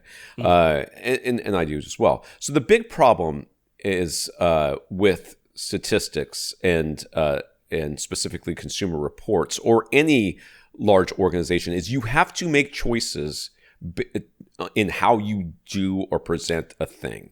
And whenever somebody says, I'm just asking questions, the fact that you're asking questions, you had to choose which questions to ask. And by choosing those questions, you are introducing bias into the results just by the questions that you chose to ask. If you look at Consumer Reports when it comes to grills, right? There are, talk about like outdoor grills. They specifically care about certain performances of grills that you may not care about. They care about uniformity to a certain extent. They care about how what maximum temperature it can get to, some of these other things, but they don't care about other stuff that you might care about. And that is bias. And that's kind of what's going on here, what we're talking about with, or what Gary is talking about with consumer unions back in the day, is that certain products will get very high reviews in Consumer Reports or Consumer Union because of what they prioritize as being the most important things. You would say it's a weighted metric. Right. So they cared about certain things, and that's why Bose, for example, constantly gets very good scores. Like if you read my reviews of headphones do not care that much about the performance of the ANC or the active noise canceling, mostly because most active noise canceling is about the same. There's not a huge amount of difference between them, and most people, other than when you're on the airplane, don't actually use it. At least in my experience, they turn it on and they're like, I don't know, it's doing something. I think I don't really know, because they think it's going to like block out everybody's voices, which of course it does not do. And then they're like, well, it didn't do that, so they turn it back off again. So I don't care that much about it, whereas Consumer Reports cares a lot about it. So you can end up with them scoring a headphone that I think doesn't sound very good highly because it scores well on their tests of active noise canceling, for an example. Yeah. And honestly, Dr. Sean Olive, was exactly a case of weighted metric. He was saying, I'm recalling this a bit, so this is a bit of paraphrasing, but I think he was saying, like in the case that he was talking about, it was like Consumer Reports focused on-axis frequency response and total sound power, Whereas Harman was like, what's really important is the full spinorama and integrating that off-axis response along with it. So if all you look at is on-axis frequency response and total sound power, you can end up with a speaker that sounds very bassy and very trebly if you're sitting on axis, and have this scooped sounding response in the mid-range if it's highly directional, like a horn-loaded speaker in the treble, and then has lots of bass output that's going all around in every direction and therefore has good high sound power, but then throughout the mid-range it doesn't sound very good across an audience of seating at all. And so we're like, yeah, we just disagree on which metrics are important. That was really what it came down to. It wasn't that Consumer Reports is incapable of doing measurements or that they have no understanding of how sound works whatsoever. That like they chose different metrics to weight much more highly, and Harman was coming along with new research saying, no, actually this is the better way to correlate these measurements to what people would prefer. So it was a disagreement there. Like today, I can point at Arting's ratings and the way that they rate televisions, and my goodness, do they care about maximum nits? Yes. Which I'm like, I don't care that much about maximum nits, but it's a really important thing in their weighted metrics. So TVs that get brighter score higher, and that's as simple as that. But if you understand that as a consumer reading it, you can adjust how you take their recommendations. So I'm not that worried, if somebody that's where the knows re-education nothing. of the public becomes That's right. that discussion comes up because people have a finite ability to care about crap, and they've already care about the stuff they care about. So when they are shopping for something that they don't shop for very often, example, a TV, they don't want to have to learn about whether or not Ratings is, overly valuing nits. They just want to know what's the best one. That's all they care about. So in Rob's example here, ratings, they even if they care more about something he doesn't care about, their overall recommendations are still okay. You know what I mean? You still end up with a good TV. It's pretty hard to buy a really bad TV if it's overall quite good. Yes. And that's what they end up with. The problem with other sites and sometimes with Consumer Reports is what they're saying about speakers is that you can, if you can't parse what they're caring about, you could end up taking their recommendation and getting a product that is literally not very good. And the reason is because of how they weight stuff and what they care about. Now, will it be objectively the worst product on the market or even close to that? Probably not. But it certainly, for most people, would be like, oh, wow, I wanted to have recommended that. And in fact, that wouldn't even have been in my top 10 of recommendations. And that's where I think you run into problems. All right. I have to scroll. Jared. During everything that happened throughout the pandemic with chip shortage and AV receivers in short supply, Jared went through some frustrations. His Denon X4000 had already been replaced once under warranty. Then the replacement's HDMI board went out. He wound up using an Onkyo receiver for a while, but now he's finally expanding to a full 7.4.4 configuration. He's gone ahead and replaced that Onkyo model with a Denon X3700H that he got from Accessories for Less. We might wonder why he didn't save up more and get the newer X3800H with its 4 subwoofer outputs, since he's going to have 4 subwoofers now, but he already has a mini DSP, and it was always his intention to utilize that, plus Room EQ Wizard to dial in the calibration for his 4 subwoofers, and then feed the mini DSP with a single subwoofer output from his receiver. He also always intended to use Odyssey Dynamic EQ, so he didn't care that the X3700H does not offer DRAC as a paid add-on. For his purposes, the 3700H has all the features he needs, and it was a great price over Accessories for Less. So, first of all, I didn't wonder any of those things, but I'm glad that you clarified. It's there for the audience. Because I certainly don't care about any of that.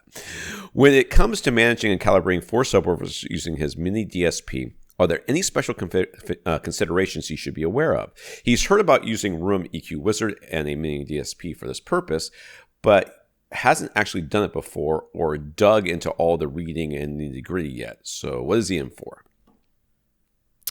So I've got 2 sides to this. On the one side is he might have told us before in previous emails or whatever, but I don't recall offhand the exact details of your room and how these subwoofers are going to be positioned.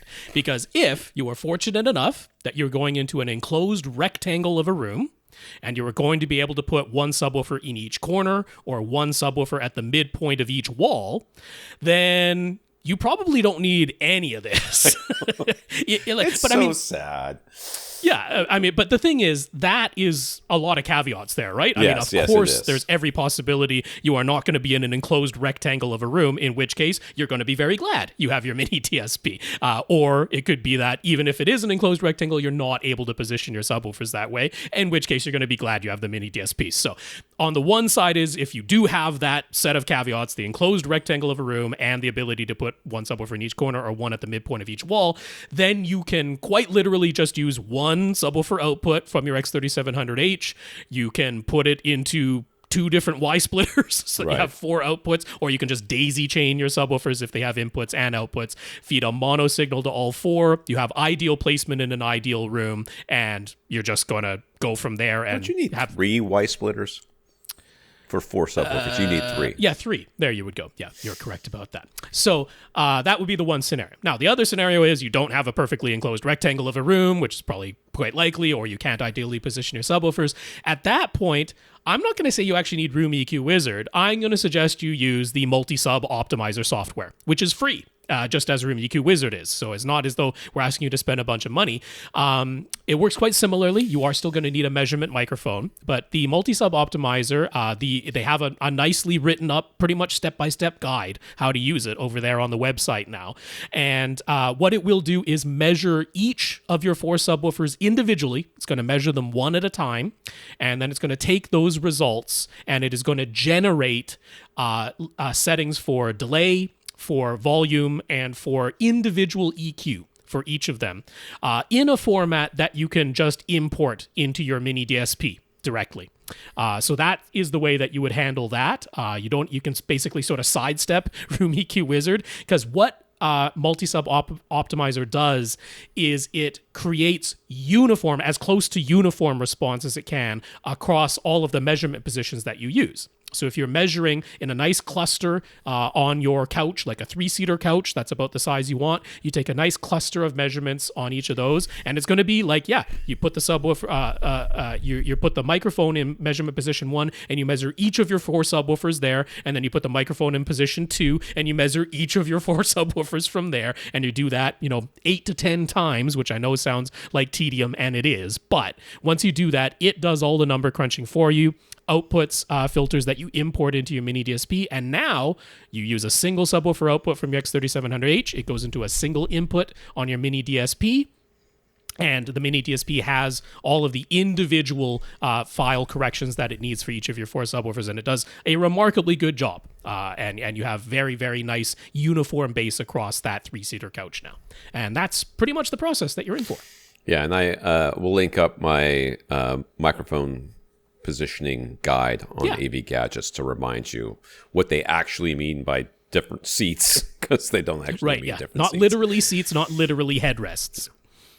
Once he has his 4 subwoofers dialed in using his mini DSP or however he does it, what's the process of integrating those results with Odyssey? His intention is to use the Odyssey Editor app. Once you have the 4 subwoofers dialed in and it's all coming out of one output out of Odyssey, you just run Odyssey. And it is dead simple, which is what's so nice about this. Yeah, imagine we had the ideal single subwoofer, which is that no matter where you sit in your room, with one subwoofer, you get nice uniform response at all of your seats. That's what you did ahead of time by using the multi-sub optimizer software and the mini DSP. Now Odyssey can do its best work because it isn't attempting to do any differences of delays between 2 or 4 subs.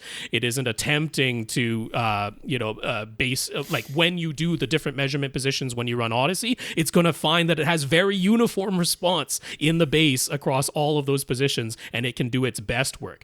All you have to do in the Odyssey Editor app is choose whether you want to alter the target curve that it's aiming for, because it is going to be able to very closely meet that target curve in all of your seats now that the response is uniform thanks to the multi-sub optimizer software. So you can choose. If you want to add a bit of a bass boost as you're going down like a slope towards the bottom end, you can go ahead and do that. If you want to keep it at a perfectly flat line in the bass, you can do that as well. That's totally up to you. I'm not going to say there's any distinct right or wrong, but you have definitely made Odyssey's job much easier louder and more effective.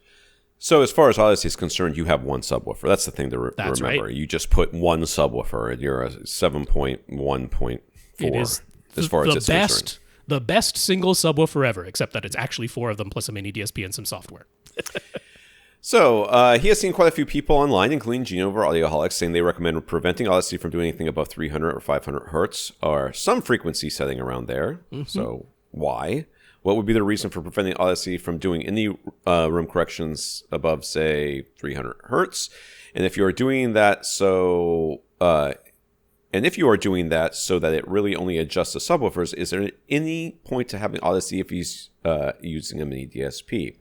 So the idea here is that, first of all, mini DSPs don't go to 300 hertz. Let's start with that. I mean, your subwoofer is only at 80 hertz and down. So, yeah, there's... Well, you can do it up to 160 so that it's well into the crossover region. But still. But it's still. I mean, you're not EQing the speakers, so then what's the point? Anyways, the idea here is that there's a room frequency that above that area that Odyssey does more harm than good. Somebody said online one time. Potentially, yeah. Yeah, somebody has made a claim, and then people on... Basically, anything that makes something harder, more difficult, or more confusing excludes people, okay? And people people love to exclude other people. They like to feel superior. So in order to feel superior, they need to make up, as far as I'm concerned, arbitrary rules that make no difference, okay? And in this case, there's certainly cases. You can make a case. There are times when it's true that Odyssey can do more harm than good above certain frequencies. It's possible to make it do it, yes. Yes. I've never experienced it. Personally, I've never heard Odyssey do anything weird. I've heard people talk about it happening. A lot of times, if you can get them to tell you what their system is or show you pictures of if you can find a picture of their systems are often very, shall we say, suboptimal. Or they did run the measurement in Odyssey 8 times, but they kept the microphone in the same position for all 8 measurements. Yeah, something like that. That's pretty common too. So this actually, going back to Dr. Sean Olive, he mentions this about the room transition frequency and how above the room transition frequency, basically you're hearing a greater ratio of direct sound instead of reflected sound around the room. And then below the room's transition frequency, you're pretty much only hearing reflected sound and essentially not hearing any direct sound at all. And that given a 3-seater couch seating area, if you measure the results above the room transition frequency, you're typically going to find greater variation from seat to seat, whereas below the room transition frequency, if you're able to, you will achieve this greater uniformity from seat to seat. So he says, okay, if you're like manually equalizing your system, it isn't really necessary to equalize above the room transition frequency because you're unlikely to have really good uniformity in the mid-range and treble where there's this much more directional sound. Or if you have this nice uniformity because you have nice even dispersion speakers and you've really well treated your room, well then if you start with good speakers, you don't need to mess with that because they're already performing the way that they should, and that it doesn't make sense to get it's really rare to find speakers that have excellent uniformity but then really bad frequency response. That's kind of unusual. So he's coming from the point of view of it isn't typically necessary if you are manually doing it. The flip side to me is that if you're using Odyssey and you're just using it the way that it's set up by default, if what you have is non-uniformity from seat to seat in those higher frequencies that are more directional, well, then it isn't going to do much because it's going to say, if I correct the response in this one location, I'm going to make it worse in another, and it ends up dividing the difference and coming back to essentially doing nothing. No harm done. If you do have really nice uniformity across all of your seats, then Dr. Sean Olive is right. It's unlikely that speakers are going to have really wacky frequency response. But if they do, there's not really much harm in correcting that because it's uniform. So it's either going to be a case of it's not uniform and therefore Odyssey doesn't really bother touching it anyway, or it's going to be uniform and something is out of whack, in which case, yeah, it's perfectly okay to correct that. So I'm on the side of I don't do this when doing Odyssey. I don't curtain off the response. If you take all 8 measurements and you never move the microphone, it's going to do a strong correction for that one seat and could very well make the seat next to you worse. Yeah. It could absolutely be the case that happens. But if you move the microphone around as you are supposed to do, then the likelihood of this doing damage is very, very low. I just don't get why we have to be so exclusionary about everything. Why we have to push people out of stuff and make up somebody knows the secret and somebody rules. else doesn't. And, and it's like, oh well, I mean, I can't believe. I just had somebody in the bike shop yesterday. He came in and he was just talking about how he's using clipless pedals, which, those are the pedals. They call clipless. They're stupid. I don't know why they call them. I do know why they call them that. It's a stupid reason. But you clip into the pedals, but they're called clipless. Why? Stupid. Anyways, and how much difference it was making. It literally doesn't make any difference. Almost zero difference. There's like a 3% power increase when you're climbing a hill. Is like the only time. And all the hills around Florida, by the way. When you're climbing a hill, it makes a little bit of difference. And he's just raving about it. I know that doesn't make any difference, but because there's every once in a while, some graduate student will decide that they want to do a research paper and they're going to do it on that. And they do it and they find no differences every single time, or no significant differences, at least. Certainly not enough to justify the expense and everything else. But cyclists will go around telling people, if you're not using clipless, you're 40% power increase you'll get. 40% faster you'll be because of this stuff. I'm like, you're just trying to exclude people who don't want to clip into their pedals and fall over. Because that's what people do when they first start using these things. And on the other side of it, I don't want to be the person who's like, hey, you're wasting your money. It's not really making a difference for you. You're not the racer you think you are. There's just no point to this. I use clipless pedals, so who am I to talk? So at the same time, we don't have to exclude people. We can let people just do their little thing however they want to do it and not worry about whether or not you curtained off your stupid Odyssey stuff. It's just, we don't have to exclude people. So he says, if the room is well treated, as he will be doing in his new theater setup, and the speaker subs and seats are well positioned, is Odyssey even doing much in the higher frequencies? Typically not. No. Typically it's not if you took the measurements properly. But right. If it is doing something and you took the measurements properly, it's doing something positive, generally speaking. Well, yeah, and you can draw your own target curves if you want to have a bit of a high-frequency roll-off or a bit of a high-frequency push, if that's what you prefer. Maybe your hearing is going down as you're getting older. You can put that into your target curve, and if the response is uniform across your seats, that's what it'll target now. He's also seen people online claiming they prefer the results when they turn off Odyssey Dynamic EQ. He having listened to us, he knows that we are big fans of Dynamic EQ, but is there something about Dynamic EQ we are not aware of, and what would prevent people from wanting to use it? A lot of times, the complaints I see are about surround speakers. They say that Dynamic EQ makes their surround speakers too loud. I think that can be the case. I think that's a microphone positioning issue more than anything. Not always, but often. I think that they just set it down on the seat. There's a big cushion between the surround speakers and the microphone that isn't there when your head is 3 feet taller than that and above above where the microphone is positioned. So therefore, yes, it does. Odyssey does maybe set your surround speakers a little too loud. You could also be if you're using a DTS up mixer instead of the Dolby surround up mixer. DTS tends to send your overheads and surrounds a little bit hot. There's a lot of things that could make a difference here. But most of the time, I find that whenever somebody's complaining, "Oh, I had to turn this off or to make things sound better," it's usually because there's already something wrong, and this was an overcorrection in another way because they did something wrong, or they set up something wrong, or their room is not treated, or everything else. And let me tell you, and I this is nothing against you, scrolling up, Jared. When people say, I'm going to treat my home theater, this is what I hear. I have no intention of treating my home theater, but I'm going to tell you that so that you don't tell me to do it. I don't think that's true in Jared's case. Yeah. So I'm just saying, if you say you are intending to treat your home theater, treat your home theater. You do not realize, like there's so rarely do I make universal claims on this podcast. It is the thing that I can tell you, other than proper speaker placement, that will make the biggest difference in your overall sound quality and experience in your home theater. Please treat your theater. So go ahead.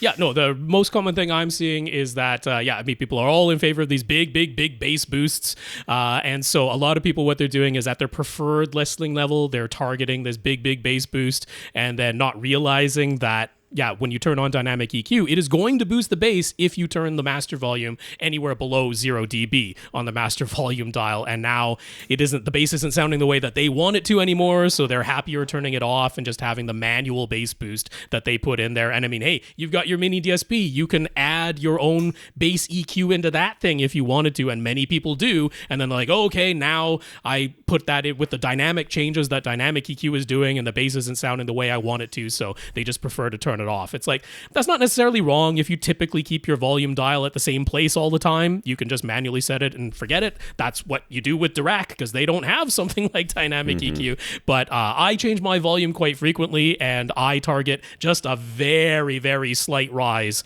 in my bass response, nothing even close to the plus 17 that a lot of people are espousing these days. And therefore, when I do turn my volume down, it actually sounds correct, because it's applying curves of equal loudness as it was intended to do. So that's the way I still suggest coming at it. We should not be leaving 3 questions this week, but I don't know if we're going to. We'll do one more. We'll do Michael. At least. Michael says, we've mentioned it many times, but what's the specific gray paint from Sherwin-Williams that we'd like to recommend so much? It's really fine taking our word for it, but what's the actual reason to go with that specific brand? Would it really make any difference to go with some other paint brand's gray paint? And while he doesn't have any intention to paint his room black, what's the totally black paint we like to recommend as well? So I have an article on this. I think I use software, but it's the line that what is the... So the easy name to remember is Gray Screen. This is Sherwin-Williams, their SW707 series. So 707-1 is just called Gray Screen. The Network is a popular one. That's 707-3. Software is a little darker at 707-4. I'm pretty sure that's the one that both of us went for, was Software in there. So then, the totally black one, just to answer that, is called Tricorn Black if you're going with Sherwin-Williams. You ask, does it have to be Sherwin? Absolutely not. It doesn't have to be Sherwin. So the idea here is that we know that this gray paint is neutral, which means that you know that there's 7 million colors of white out there, right? When you go to the white section, there's it's like a wall of little white swaths, and that's right. I look at it and go, why? Why is it? Because they're not all the same white. Some of them are a little bit bluer, some of them are a little bit yellow, some of the different colors, and they reflect slightly differently. The paint colors we're recommending, we know are neutral, which means they reflect every color equally, which makes them exactly it. Even. Yeah. So that when you shine your bias light on it, it's gray. It's not a little green or a little blue or a little red. It's gray. So that's why. All came from years ago. There was a guy who spent way too much time on AVS Forum just going to all the different mass market paint brands, getting all the grays that he could find, shining D65 light onto it and measuring the results. It was crazy that this guy did it, but that's some of the really beneficial stuff you'll find on AVS Forum once in a while. After you dig through all that absolute crap that's over there. That's right. But he was like, in terms of what you can just go to a store and get a stock color, right? Because, of course, any paint brand can mix you a custom color, so they can all get you a custom gray that is as equally neutral as this. Yes, absolutely. But he's like, in terms of just going to a store, grabbing any, white base off the shelf and saying, make this color that is already in your portfolio, nothing custom about it, you just point to the one and get it. He's like, the Sherwin-Williams SW707 series is as neutral a gray as he could find from any mass market brand. So that was the one we're like, okay, that's easy enough. Sherwin-Williams is everywhere, all over, at least in North America, and their prices are not crazy, and you could just say, I want the gray screen series, I want it a bit darker. They're like, okay, that's Network or Software, and off you go, easy peasy. I will say the other side of it is the sheen the choice of sheen, because of course they have everywhere from completely flat or matte all the way up to extremely high gloss. For a theater, I would suggest going one step above either flat or matte, depending on the exact paint that you get. The flattest will either be called flat or matte.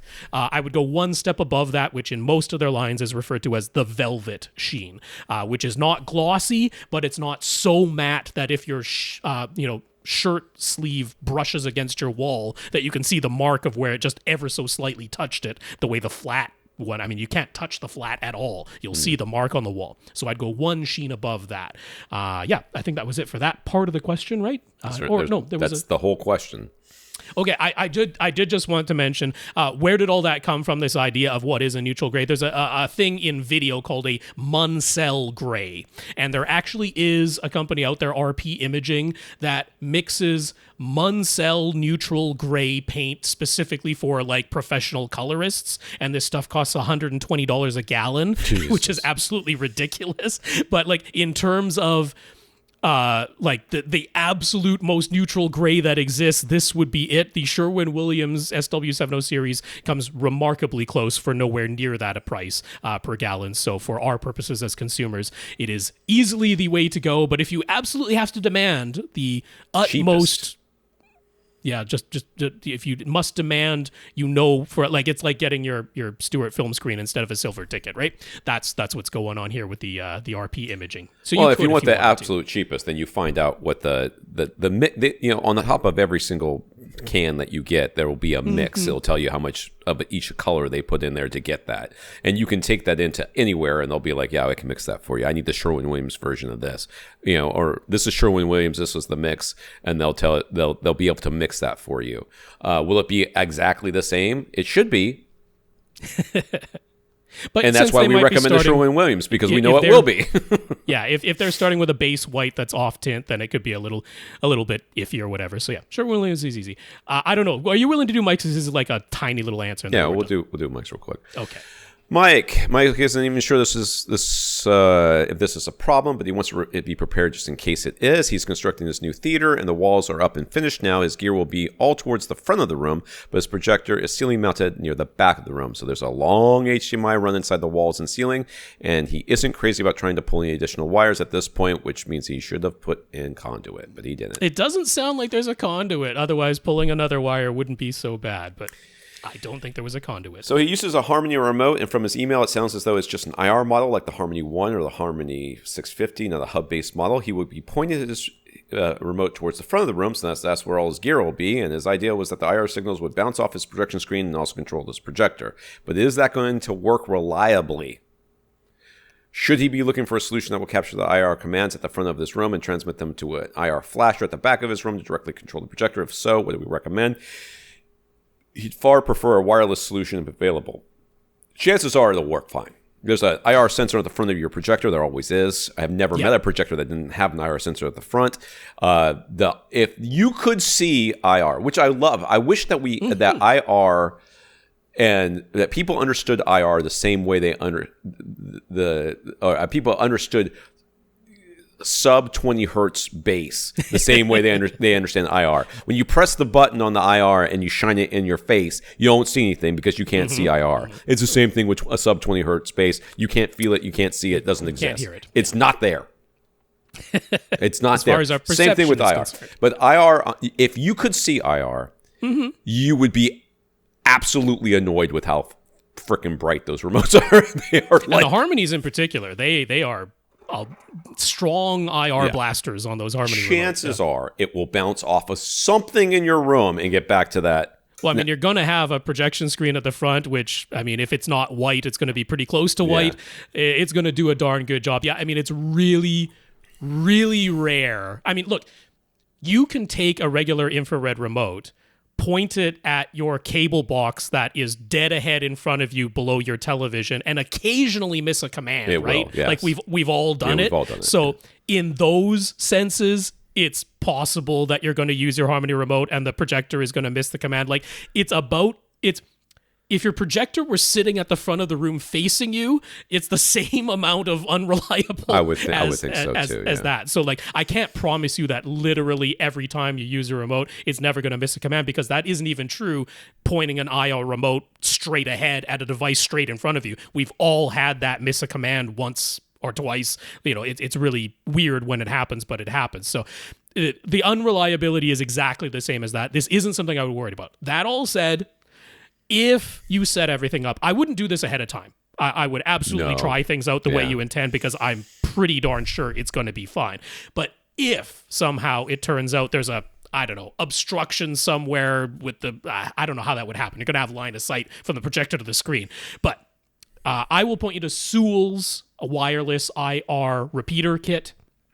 It goes for $60, which isn't the cheapest IR repeater kit out there, but the Sewell one is really, really solid. It works really, really well, and it's not outlandishly expensive at $60. So you've got one little IR emitter, you've got one little IR receiver. Of course, the receiver goes at the front of the room where you're going to point the remote. The emitter would go up by your projector. You can use them just as is, these tiny, I can't even call them hockey pucks because they're much, much smaller than that. These tiny little Oreos, they're about the size of that. You can use them just like that, but it comes with all the wires and extenders you could possibly need. You can plug them into AC power, or you can plug them into USB power, which, you probably have a USB port on your projector, and you probably have a USB port on some piece of gear up at the front of your room, so you can probably get the power to these little Oreos that way. And then they even have extender ports that you can have an IR flasher on the emitter side. You can have a additional IR receptor on the receiver side. So that everything you could possibly need to make this work, plus adhesives to stick them onto things. So if you need it, that's what I would recommend for $60 from Sewell. But in all likelihood, you won't need it at all. I don't think so. I mean, like Rob said, nothing's 100% with, nothing is. It's so funny. Yesterday I was driving with, and my wife called me, and I was using hands-free, of course, because I'm a safe person. And also my phone did connect to my Bluetooth, which is sometimes rare. Okay. But she was on the phone with me, and I thought the conversation was done. So I pressed the hang up button, and then she kept talking. So I just held it down. And I was like, maybe it won't hang up on her if I held it down. And then we finished our conversation. I let go, and I was still on the phone with her. I was like, oh, okay. So it didn't work. That's hardwired. I mean, it's a hardwired thing. Right. You know what I mean? And it didn't work. So if you're looking for more reliability than that, I can't help you. It doesn't exist. Right. Yes. So, yes. All right. Who do we have left, Rob? So Parker is going to be on the list for next week. And actually, Parker's question did come in on Monday. So if I'm doing my hard cutoff on Sunday evening, it's all right. Ridiculous that we didn't get to 8 questions, but that's what we do when we get chatting and think we have all the time in the world. I literally... Yes, I'm the same. No matter how many questions we have, I'm not, Rob just stops cutting me off and telling me to go to the next question. We really can blame Rob for all this. Sure, there's got to be a way. There's got to be. There's got to thank our listeners of the week. I'm going to thank Tyler for going to avrant.com, clicking on the Buy Us a Cup of Coffee link, and sending us a PayPal donation, as well as our 136 patrons over at patreon.com. That is right, Tyler. Thank you very much for your PayPal donation, and patreon.com/AVRant podcast is the place to go if you'd like to sign up to make an automatic monthly donation. So a big thanks to our 136 patrons over there. We want to thank Michael for talking us up to RSL, and Zach for talking us up to SVS. Thank you very much. Yeah, Zach and Michael, thank you for talking us up to those retailers. Vince and Jonathan, we thank you for letting us know about the audio problems we're having with our last week's podcast, as well as Julian for giving me permissions to use his photos on AV Gadgets. Thank you, Vince. Thank you, Jonathan. And thank you, Julian. Lastly, we've got notes of gratitude, and we want to thank you for thanking us from Tyler, Zach, Michael, Julian, and Parker. Thank you very much. For sure. I'll say the names one last time. Tyler, Zach, Michael, Julian, and Parker. Thank you very much for your notes of gratitude to us for keeping the podcast going through whatever the heck is going on in the world from week to week. But a big, big thank you to everybody who continues to listen and send in your questions. I miss the days of 1 hour of news a day where we didn't have to know about all this. But the fact that we do know about it is probably better for us as a society. So it's our cross to bear. If not our general mental well-being. Maybe it will encourage us as a society to start being okay with therapy, because I think as a society we all need it. For AV Gadget, for AV Rant and for AV Gadgets, I'm true. Tom Antry. And I'm Rob H. Now go out and listen to something.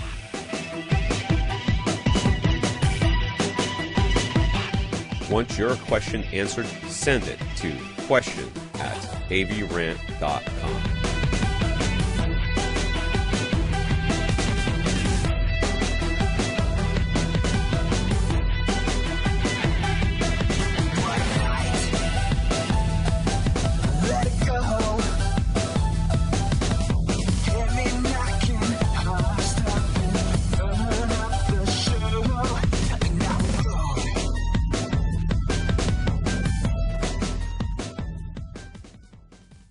This is AVRant.